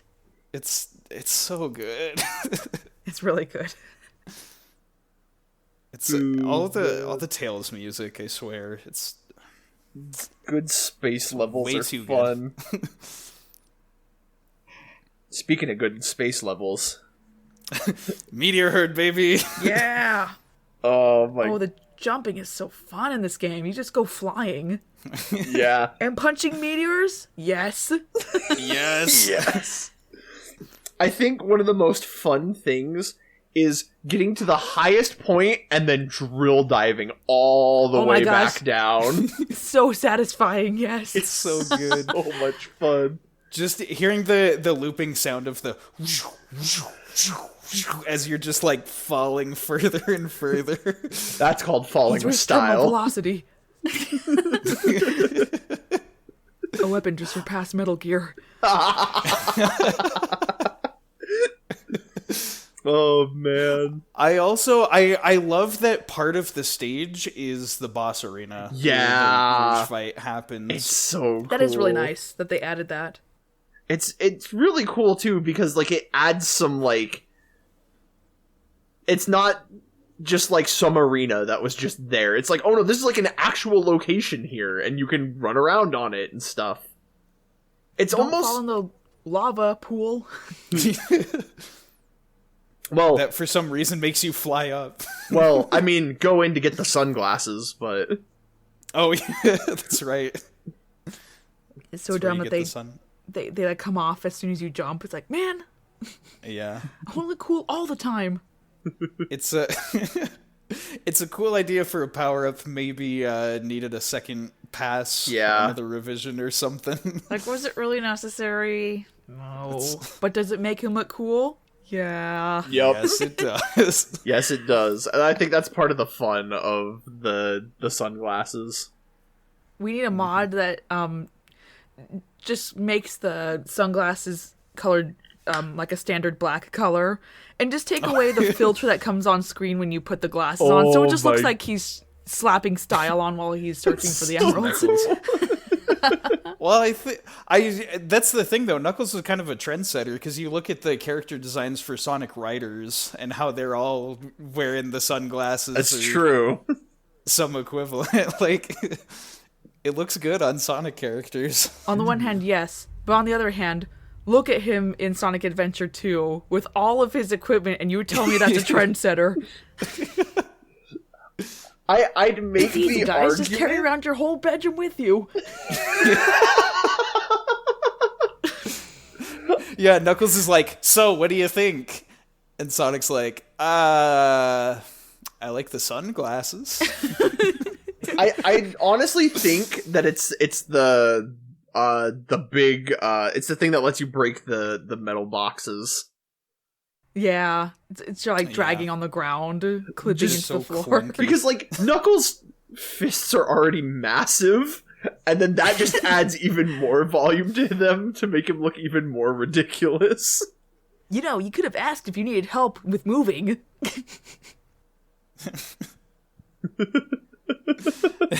So much junk. He's got so much. I think he gets the most out of anyone. 5 power-ups on his hands alone. Well, he gets his power-ups, like, dispersed everywhere, because he gets, like, 2 gloves power-ups, he gets the sunglasses, he got the necklace around his chest, he's, like, covered in gear. Decked out. But yeah, and then, of course, you know, the Rouge fight. You gotta save her, because Knuckles is a nice guy. I like the scene after the battle. Yeah, I like it too, I gotta say. It's really, I love and their Big dynamic. goes running by. Big. Like, looks back at him. Get a room! Big's just like, just kiss already! What's funny is, because, like, somebody pointed out, like, Rouge has wings. She wouldn't have fallen in there. And then, like... It's calculated. No, and that's I made the joke that, like, she makes fun of Knuckles, like, oh, you just wanted to hold my hand or whatever, and we're like, I think you might be projecting a little bit. I mean, I don't know, maybe her wings were tired from the fight. That's true, they were exhausted. I will say, I like to imagine a hypothetical scenario where Knuckles doesn't catch her, but then there's, like, the weird, like, gravity thing, how the lava just, like, launches you straight into the air, so Rouge just, like, falls and then whee! She's, like, doing the flipping thing. Yeah. All the emeralds go tumbling out and fall into the lava.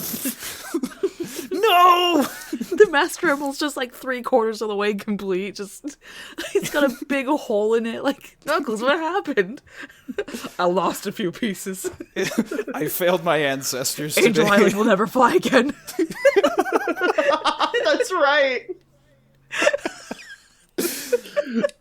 That's a plot tragic. point that doesn't come up, is the fact that Angel Island is now on the ground again.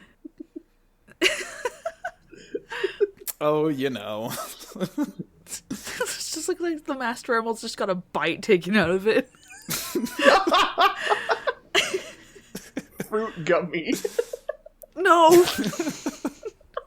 Rock candy.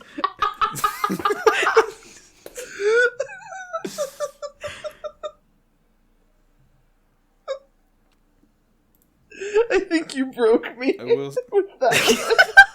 Yeah, the podcast over. Go home, everybody. Okay. That's a reference to the Sonic Christmas specials by Baylina Productions. Heck yeah. Yay. Yay! Those are good. I have this other cool rock. Here's what it does.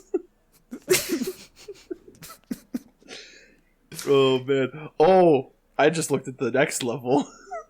Yeah, we No. get Crazy Gadget. Aww. Oh, boy. This one. So, we, as kids, this is the level that like, we got stuck broke on. us. Yes! Oh man, this level sucked. But, like... This was this the level that made us quit and then start doing the dark story? Yes, this is exactly Okay. it. And so, Yeah. for the longest time, I had no idea how Sonic survived. Right. But, like, this level is... I really like this level now that I know how to do gravity puzzles. I'm not a dumb kid that drools on his controller. Because, like, I love how Eggman is over the intercom, like, yelling at you. Like, Sonic, if you don't come in here, she will die! It's like, Amy! You're too slow! Oh, but my little sister got to play this game when she was like 6 or 7, and I warned her about Crazy Gadget. Like, oh, my our older sister and I had trouble with this when we were younger. Oh, good luck. And she completed like no problem. And then she went back and did it again just to flex on me. These days. Even to this day, she's like, "Oh, Crazy Gadget, that's one of my favorite levels." I'm like, "Your favorite level?" You know? I feel like that's kind of the same for us with Steven, our younger brother. Gosh, yes. Because he was just exposed to all the video games that we were growing up, and he's just a god at video games. Yeah. How? It's part of the thing too that I ascribe it to is it's like the older sibling thing where like, because like I would go to school and you guys didn't have school, so you like while I was gone you would practice the games and then I'd come back and you would just like flex on me because you're like, I've been playing all day. Right. My gosh.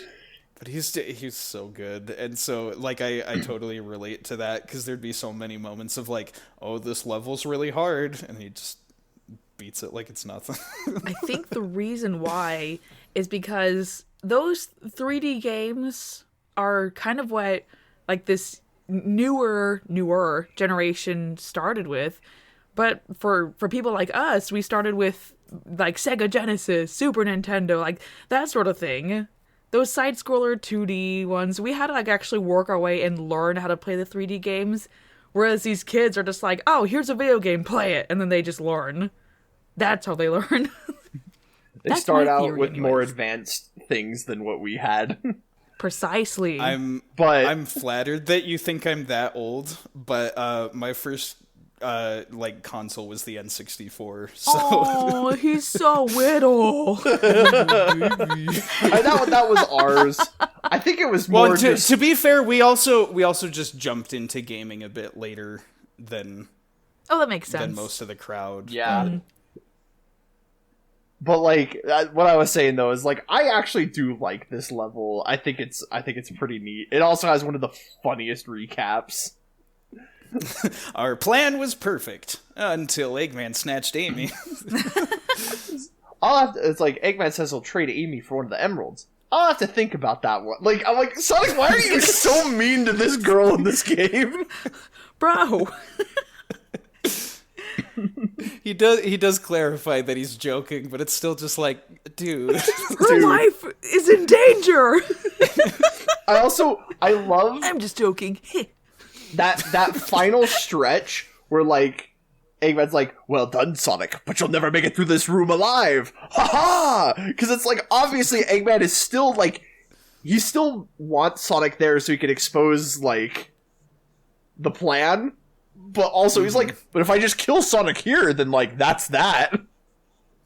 Then it was even easier than I thought.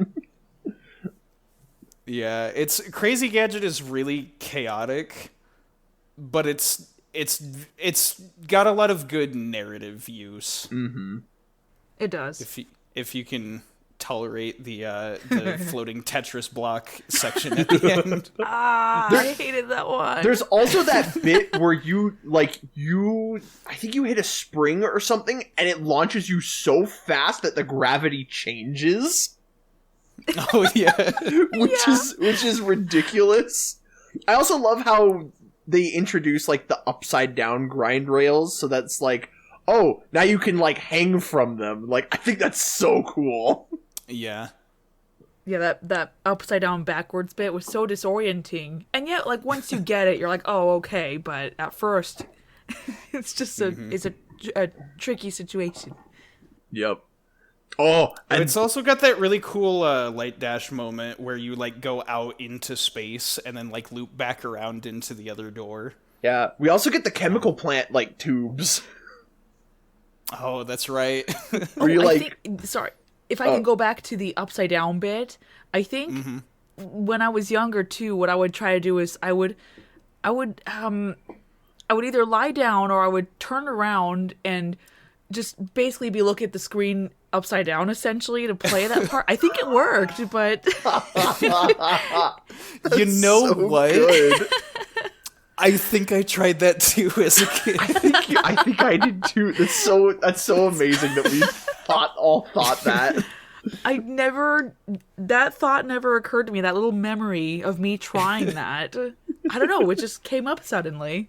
I'm not sure if it was Sonic Adventure 2, but I definitely tried that in a video game that had like upside down gravity before. Yes. Little kid brain thinking smarter, not harder.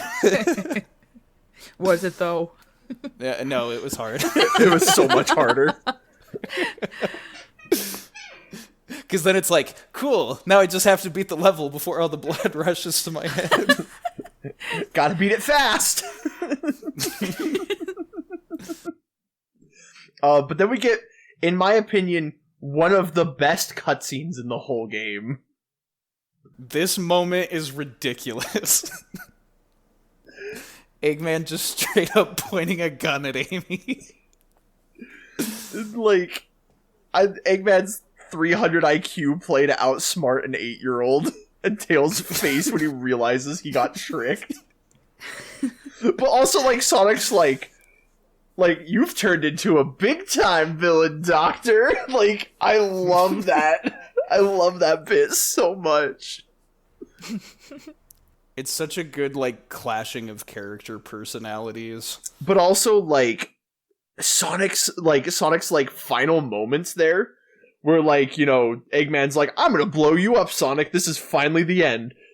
And Sonic's like, just turns to Tails like, I'm counting on you.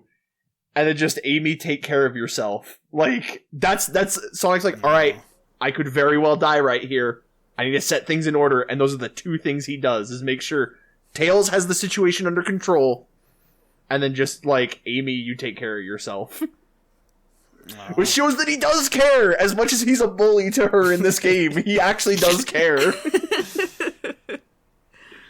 And then the following boss fight is just so intense for no good reason. No, and I love this spark for Tails of, like, because Tails has faced Eggman before, but it's like kind of the pressure of, like, Sonic asked me to do this for him, I'm going to fight and I'm going to win. Mm-hmm. It feels like a step even further than his big moment in Sonic Adventure. Yeah. Because as far as he knows at this point, Sonic's gone. So it's, like, literally up to him to take up the torch now. That's right. He even says, like, oh, it's the first time Sonic has ever asked me for something. Like, I'm not gonna let him down. I like that. Not to mention, like, Eggman's... Like, literally, after killing Sonic in front of them, and he's like, if you give me the real emerald, you both get to go away alive. Like, I promise I won't hurt you. And I'm just like, that's a ballin' threat right there. Like, whoa. Like, okay. I mean, it's so hard. Okay. Like, thinking of Eggman in the current games, I mean, we know how nefarious he can be and such, but he was straight up murderous in this game. Oh, yeah. He wasn't pulling any punches like, give me the emerald or die. Eggman was his biggest and baddest in SA2. It was easily some of the grandest he'd ever been. And also, coincidentally, the game where you get to play as him, too, so it's just... It's a masterpiece. You are the Eggman. You've got the master plan. But not in this fight. Can I also say about, like, the boss fight, like, the little, like, exploding capsule in the middle of the arena? Oh. Adds just, like, a layer of stress to this fight, but also strategy. It's so... You have to, like, you know, bait the opponent to get him to come in close, and then you blow up the thing to take out a crazy chunk of their health. Mm-hmm. But then Eggman's just like, ho, have some rockets or whatever. Or this giant freaking laser. Take this. My super laser piss. He's been saving it just for you.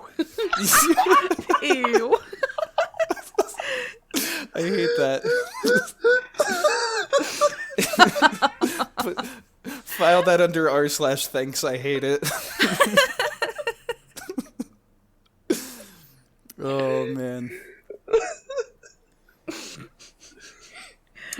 man. But yeah. But now the story must come to a close. Yep. The final gauntlet. And I will say, with Sonic, like how he warps out of there and Knuckles finds him, I love that Sonic's just kind of like talking to himself like, oh, I managed to use the chaos control technique. And Knuckles is just like, chaos control? Are you feeling okay, Sonic? Like, dude, what happened? There was nobody here, and then all of a sudden, like, you're... Explain, Hedgehog! And once again, I appreciate that Sonic, like, sees Knuckles, and then tells him, hey, sorry to dump this on you, can you make sure Amy and Tails are okay? I got one last thing to do. Bye. But like, I love that Sonic prioritizes his friends like that, and like, okay, yeah. I can't do both, so please go keep my friends safe. I gotta go do a thing. I'm counting on you. I'm counting on you. Go check on them. Hey, Knuckles, you're just lumbering about being useless. Could you check on Tails and Amy for me? It does make you wonder what Knuckles was doing there. He's just like singing to himself, I got my emerald back, I got my emerald back, I got my emerald back. Just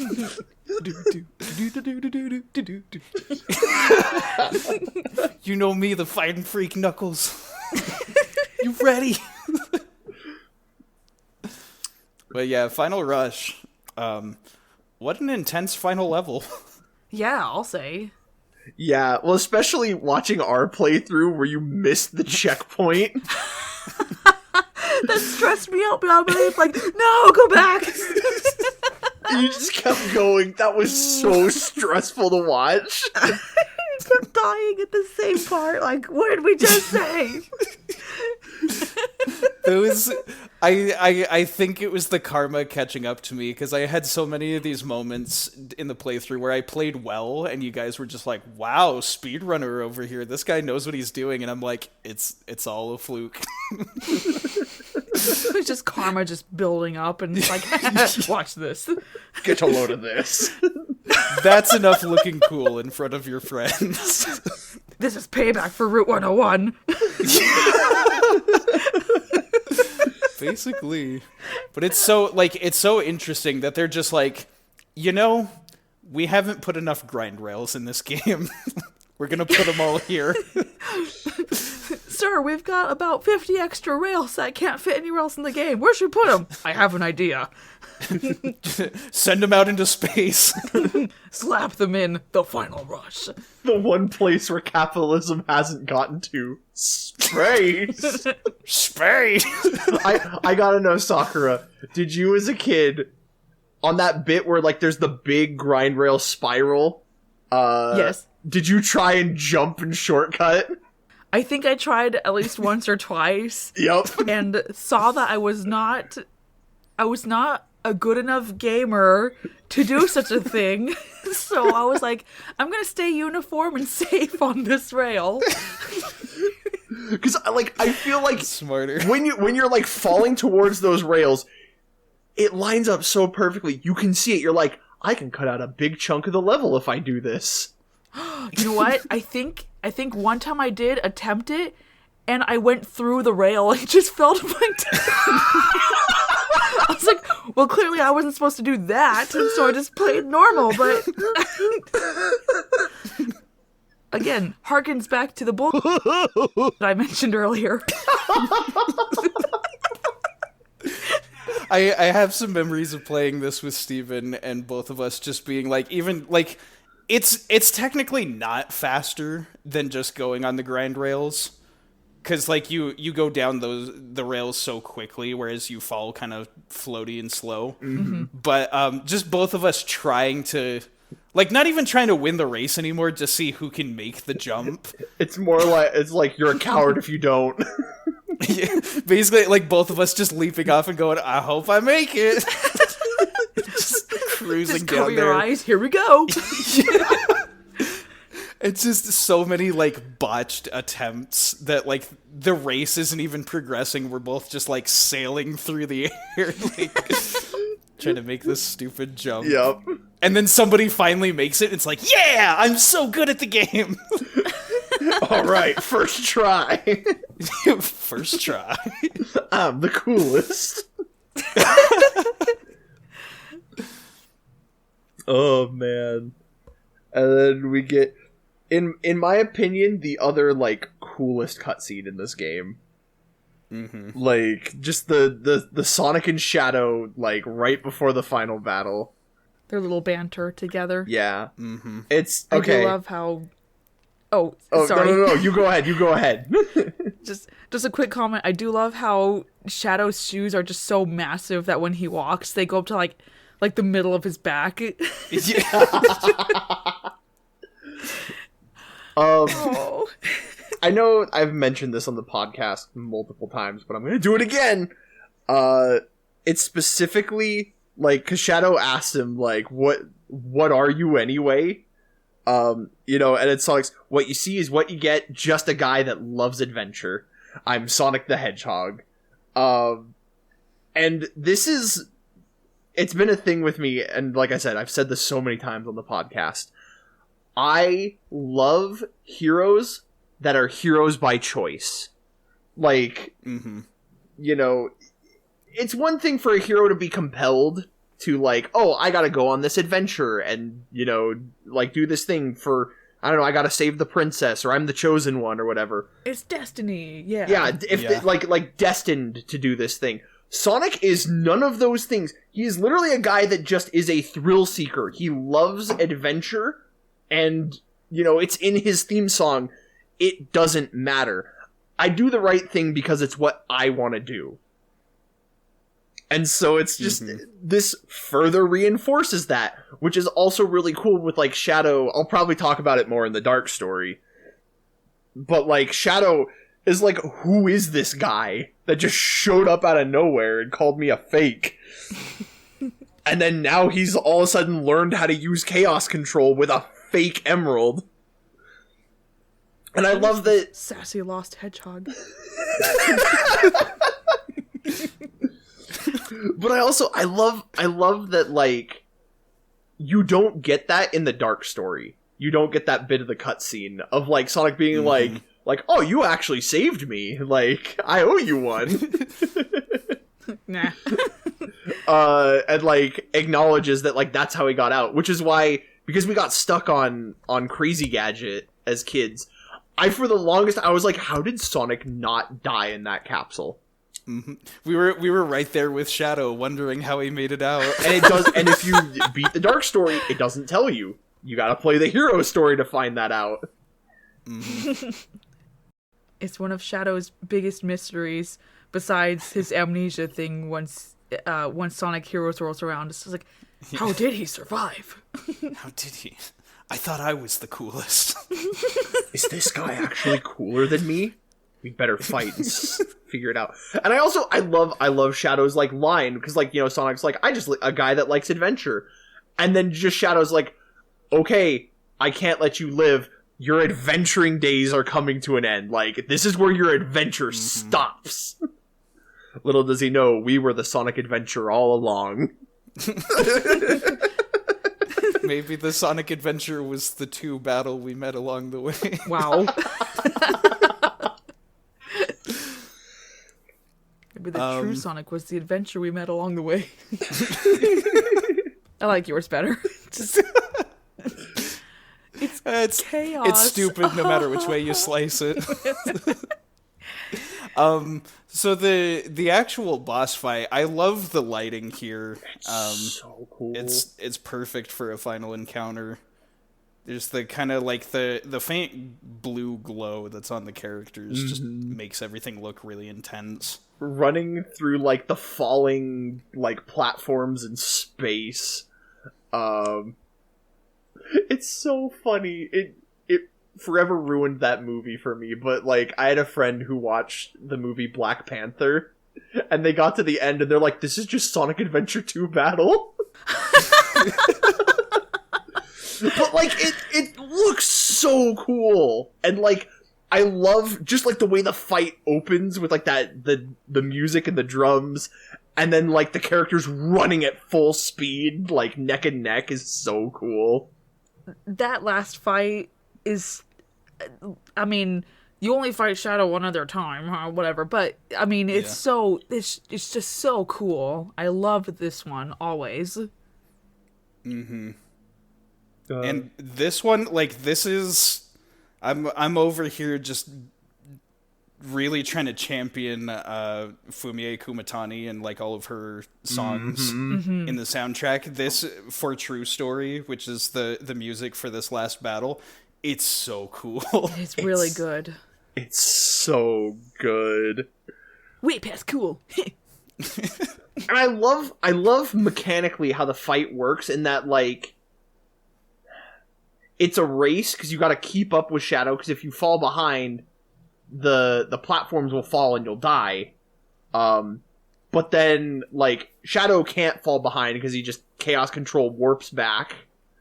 Your standard homing attack doesn't work, so you gotta, like, lag behind enough to trigger him to throw an attack at you, and then speed up and hit him while his guard is down. Yeah, it's... The fight's kind of simple, in how it's done, but it just, it has the cool factor. It really does. Mm-hmm. And then... I think that wraps up part 1. Yeah, Eggman has fallen and he can't get up. Pushes his life alert button. I need egg alert. Little egg pawns come to aid him. Egg alert, what's your emergency? Oh, that's kind of cute. I just imagined an egg pawn with, like, a nurse's hat. I like this. This is a good thing that we've created. But I love though that, like, that little stinger of him stealing the Chaos Emeralds. So you're like, Yep. it's still canon that he gets them all, like, regardless of which story you play, and I love that. He pulls a King K. Rool. Oh yeah, that's Runs right. away. Just a little yoink. Got the emeralds. But I love that, like, Tails beats him, you know, and like how he, like, takes the communicator and he tells Sonic that he did it. Like, even though at this moment he doesn't think Sonic is alive. And that's like, that breaks my heart. But then, of course, Sonic pops in and is just like, hey guys, look outside. I blew up the cannon. By the way, I lived. It's my friend who I thought was dead. I lived. No, this is the one I remember we talked about this because I linked the music, but the orchestration during this final scene, didn't notice it until, like, this recent playthrough, but I love that it's an orchestrated version of It Doesn't Matter. Yeah, that's right. That plays while the Eclipse cannon is blowing up. It's so cool. And again, this game is a big dumb action movie. Down to the last seconds here, like, it's so good. It's there's just something so great about that final, like, zoom in with the camera and Sonic gives the thumbs up and the big smile. Yep. You know what's funny? It has the same energy as, like, how in all of the older games Sonic would jump at the screen and it would be like this higher pixel, like, art. Oh, it really is, huh? Yeah. Oh. Because they kind of did that in both of the adventure games. Yeah. Because at the end of Sonic and Tails' story, they do that too. Mm-hmm. Where they jump out at the camera. This is kind of like, well, yeah, they also did it in a few other later games. But... I don't know. This one's just really cool. Mm-hmm. It really is. It also once again kind of the vibes of Star Wars, this time with Empire Strikes Back, how there's, like, the scene of Luke hanging down on the the edge of the Cloud City thing. Except Sonic's, like, not in danger here. He's like, I did it. I'm in danger. In your face, Luke. I have both my hands. They told me you killed him. You killed Shadow. No, Sonic, I am Shadow. I am the ultimate life form. No. I'm so stupid. Yep, welcome to podcasting with us. Everything we say is stupid. It's true. It's just been 2 or 3 hours of just a giggle fest. That's exactly what it is. Yeah, so that covers everything for the hero story, and technically, since we're splitting this into 2 parts, this is the first episode where we have not traded a fave of any sort. Oh. And legally, we can't have that on the show, so let's just ask the same audience engagement question for you guys. Which do you prefer, hero story or dark story? I mean, for me, it's the hero story. I gotta go with the hero story. I really like it. I love Sonic too much. Not that I hate the dark story, but like it's the hero story. Especially more of the stages. There are more hero stages that are my favorites versus the dark story favorite stages of mine. There's just more of the hero one, so Yeah. makes sense. I like the hero story a little better. That's not saying the Yeah. dark story is bad. Yeah. Absolutely Right. not. I love them both, but the hero story is my favorite. Yeah, that is perfectly valid.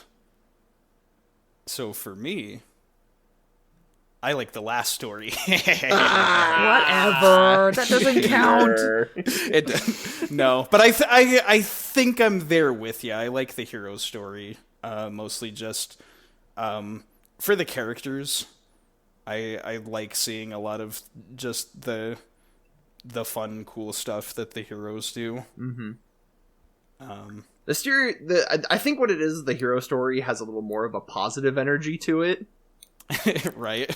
Probably also the familiarity factor. That's true. Because Shadow and Rouge had just been introduced in this game, so they were brand new. Could have something to do with it, I don't know. Right. Well, and this was also the first playable Eggman in the game. So Yeah. they're all kind of new in a way. But I definitely am looking forward to talking about the dark story because there is It's going to be great. a lot of fun memories in there. So we will continue on with our part 2 of the Sonic Adventure 2 crazy retrospective going on here. Yay! So join us for that. We will, so Sakura, all of your crud, your social medias and whatever you want to plug will be in the description, but I think we'll save like the proper plug for part 2. Absolutely. So please stay tuned for that, as well as we'll also unveil what we're going to be playing next time. So you guys don't want to miss that. Yup. Yay! That little Amy, yay! Yay.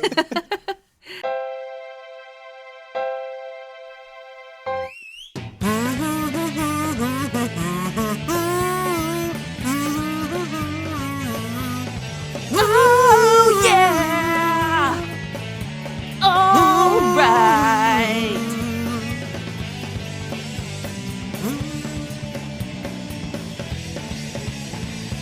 Well, I don't show off, don't criticize.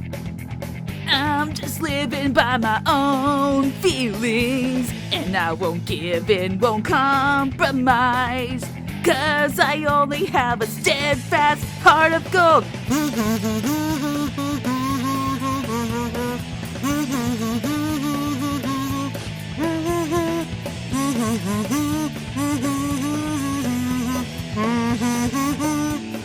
My own way. It doesn't matter. Now what happens? I will never give up the froggy. Long as the So stupid. It doesn't matter who is wrong and who is right. Wait, that's cool.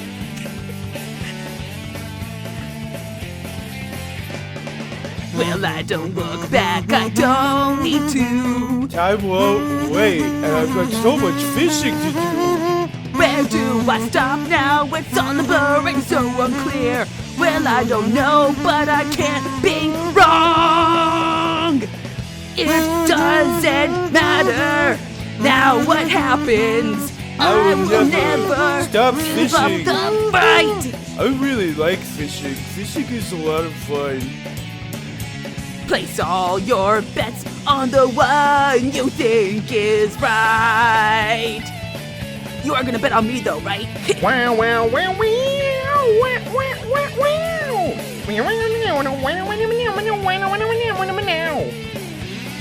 Okay, here we go. Whoa, it doesn't matter. Now what happens? I will never give up Froggy. long as a voice inside drives me to run and fight. It doesn't matter who is wrong and who is right. No. It doesn't matter. I caught a fish. That is shockingly stupid. But I hope you liked it. That's okay, we're professionals. That's what video editing is all about. Yay! The magic of editing. That's what hosting an unprofessional podcast is all about. We can make this as stupid as we want. I don't answer to anybody. I don't think I've ever been part of an official podcast before. I think I was doing a recording with someone once, and then the recording was totally lost. So it's like, oh, whatever. So it never saw the light of day. To my knowledge, anyways. Not that I would call our podcast official by any stretch, but this still is technically your debut to the podcasting world. Oh, God.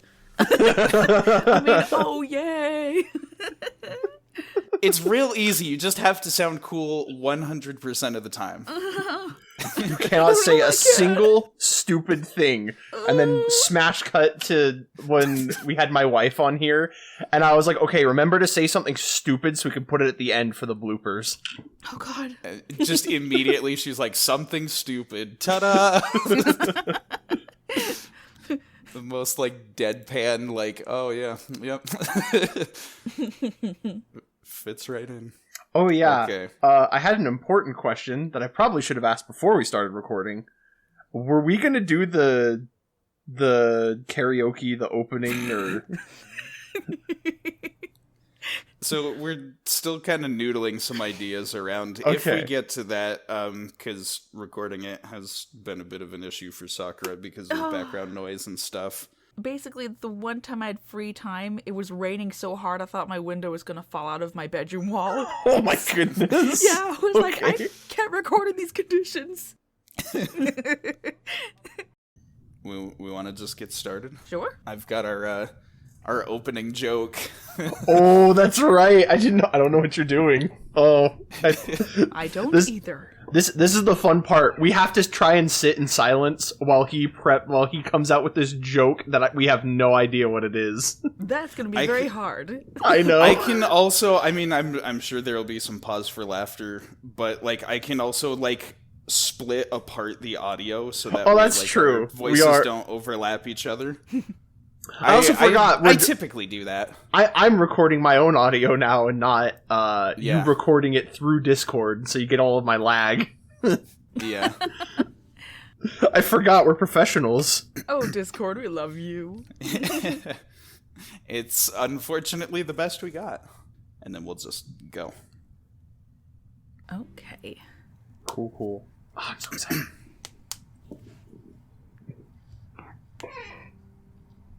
Alright. I don't want to scare you guys, but like I'm just gonna start. I'm Okay. like popping all of my No knuckles context. and looking at the sound. Like every time I do it, it's like, Oh no. oh no. Oh no. I was hoping Maria. you would pick it up. Maria. You're like, nice loud crack, and you're like, look at that beautiful waveform. Is this what you wanted, Maria? Sorry, my brain went to the knuckles cracking, and then immediately my mind went to Sonic Heroes of Vector's "Some nerve promising what you ain't got." Just cracking his knuckles. Okay. I'm sorry.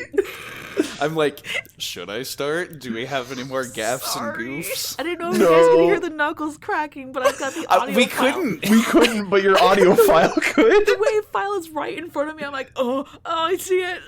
Here's the thing. I think it's because we're hearing you through Discord. There's like background noise suppression or whatever. Yeah. But like everything was just quiet, and then you started talking about cracking knuckles. Sorry. Audacity's caught me in 4K or whatever. Sakura, don't worry. Joseph will just bass boost it while he's editing the video. Okay.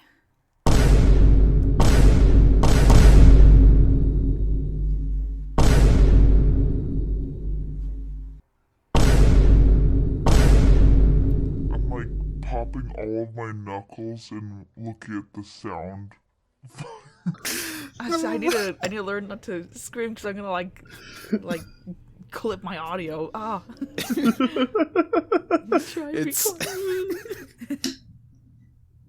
Okay, I'm done. No. Sorry. These are some good bloopers. This is already coming up on 2 hours of audio. Welcome to us talking about. Yeah, we get on Sonic. tangents a lot. No, I should have expected as much, but But we are having fun. Yeah, as soon as I get both of your audio tracks set up, then just like the funniness stops. No one is funny. He is blue. He is quite blue. He runs fast, I hear. I am so mad that you guys aren't recording right now. I'm gonna count you down, you click on go, and then you don't say anything witty or charming for 10 seconds.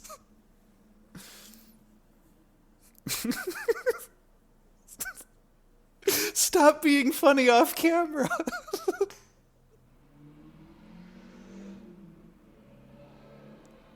There's motorcycles outside. Oh my goodness. It was so hard not to laugh at the sound of the motorcycles coming through. They do this. They do this every night. I'm not kidding. Every night it's like time for bed, and they're just like, yeah, time to be speed racer. Ooh, yeah, here we go. Don't laugh, Sakura. I'm watching you. Don't laugh. Don't laugh. Don't laugh. Don't I know do you it. Wanna. You're dying. Urusai ne. Bakaero. Oh my god. I was like 5 seconds. I had my mouth covered and I was like, oh, not even a breath. And then you're like, don't laugh, Sakura. And like my mouth immediately, like I had a it's like, oh no. 5 seconds in. It's the 5-second rule. You couldn't wait 5 Oh no. seconds. Nope. Squidward's such a jerk. Oh, by the way, they started a Hell's Kitchen marathon upstairs. I probably shouldn't pick up the audio, but hopefully Gordon Ramsay doesn't get this video demonetized. Where's the last from like far away? It's raw! It's frozen! Was the one What are you doing?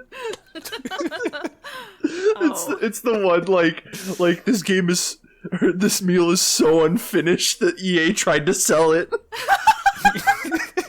You're spiking my audio. That's. I think you're a lot more worried about being professional than we are. Yeah. It's okay. I've never been a part of a podcast before. I promise you, I only get like max like 30 views on these things. So okay. I mean, what if one day it explodes and they're like, "Oh, listen to that stupid girl." If anything, you're gonna bring like more audience to this than either of us. Probably. I think so. I mean, at least a couple of like the X-Whips are gonna be like, "Huh? How come I didn't get to be on the podcast?" And that's what they'll comment. and I'll be like, "Thanks for the audience engagement, suckers." I've been like keeping it under wraps. I'm like, I gotta go do this. Bye. You know. Are you free on Saturday? I'm busy with No. something. Can't say fair. what. It's a secret to everyone.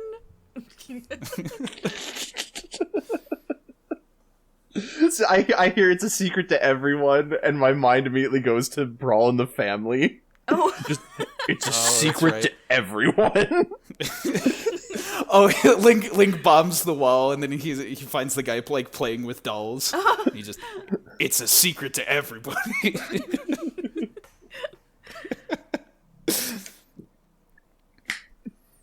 Okay. Gosh. Oh, by the way, I have a new water bottle. Yay! Because I accidentally knocked it off of my nightstand, Did you flip it? and Right. it shattered. Oh, failed the lamp. And the new one that I bought has like a button that flips it open. It flips open so violently. It's like, drink your water. So I apologize if like the audio can like hear that. Drink it! Distance. Well, I'm over here eating Japanese snacks, so if you hear like a... That's me. Don't worry, we'll edit it out in post. Or will we? Where is... Don't worry, Captain. We'll buff out those scratches. Okay, this is my last funny, and this one's... I don't know if it matters that it's on camera, but it's short. Uh-oh. We know that this is not the last funny. Yeah, because it's John St. John, who is Duke Nukem. That was a voice crack for the ages. Put an extra bass boost on that.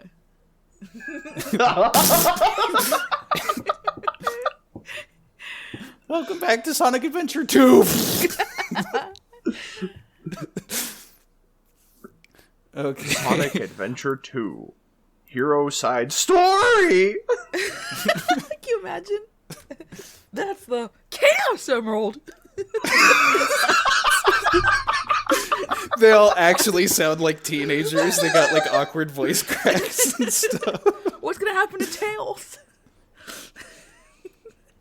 I'm the coolest. Dude's like 50 years old and he hasn't hit puberty. I've come to make an announcement! Eggman, please.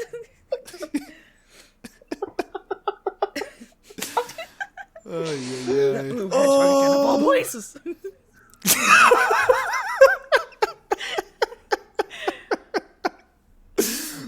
I'll make you eat those words! You're not even good enough to be my fake. Look what you've done. Because you've just told me, Fox boy. Tails! I'm done. Sonic! I'm done in rings. I told you it wasn't the last funny. Yeah, it wasn't, but it started the last funny. Oh, man! Okay. 1 second. The cat wants upstairs, and I've shut the door, so I'll be right back. Uh-oh. Wow, trapping your cat. How insensitive. I would never do that. Never. Mostly because I don't have a cat here, but I would never. Get good. Okay, I have returned. Skill issue. And we'll just silence that part of the audio. We did it! All right. I guess that's a wrap. I think we did it. De nada. Yoku dekimashita. I agree with whatever that is. Do we just... When do we stop the recording, though? Never. Okay. Your hard drive will fall prey to It's been the 36 growing hours. mass of audio. There's steam coming out of my computer. Oh no, we should have you guys stop first because then there's no point to me doing it. Oh, okay. I thought about this clearly. David, you first. Okay. We'll make this as painful as possible. Wait, what? For some of us. Oh. You'll feel a little pinch. All right, here we go. 3, 2, 1, gone. Gone.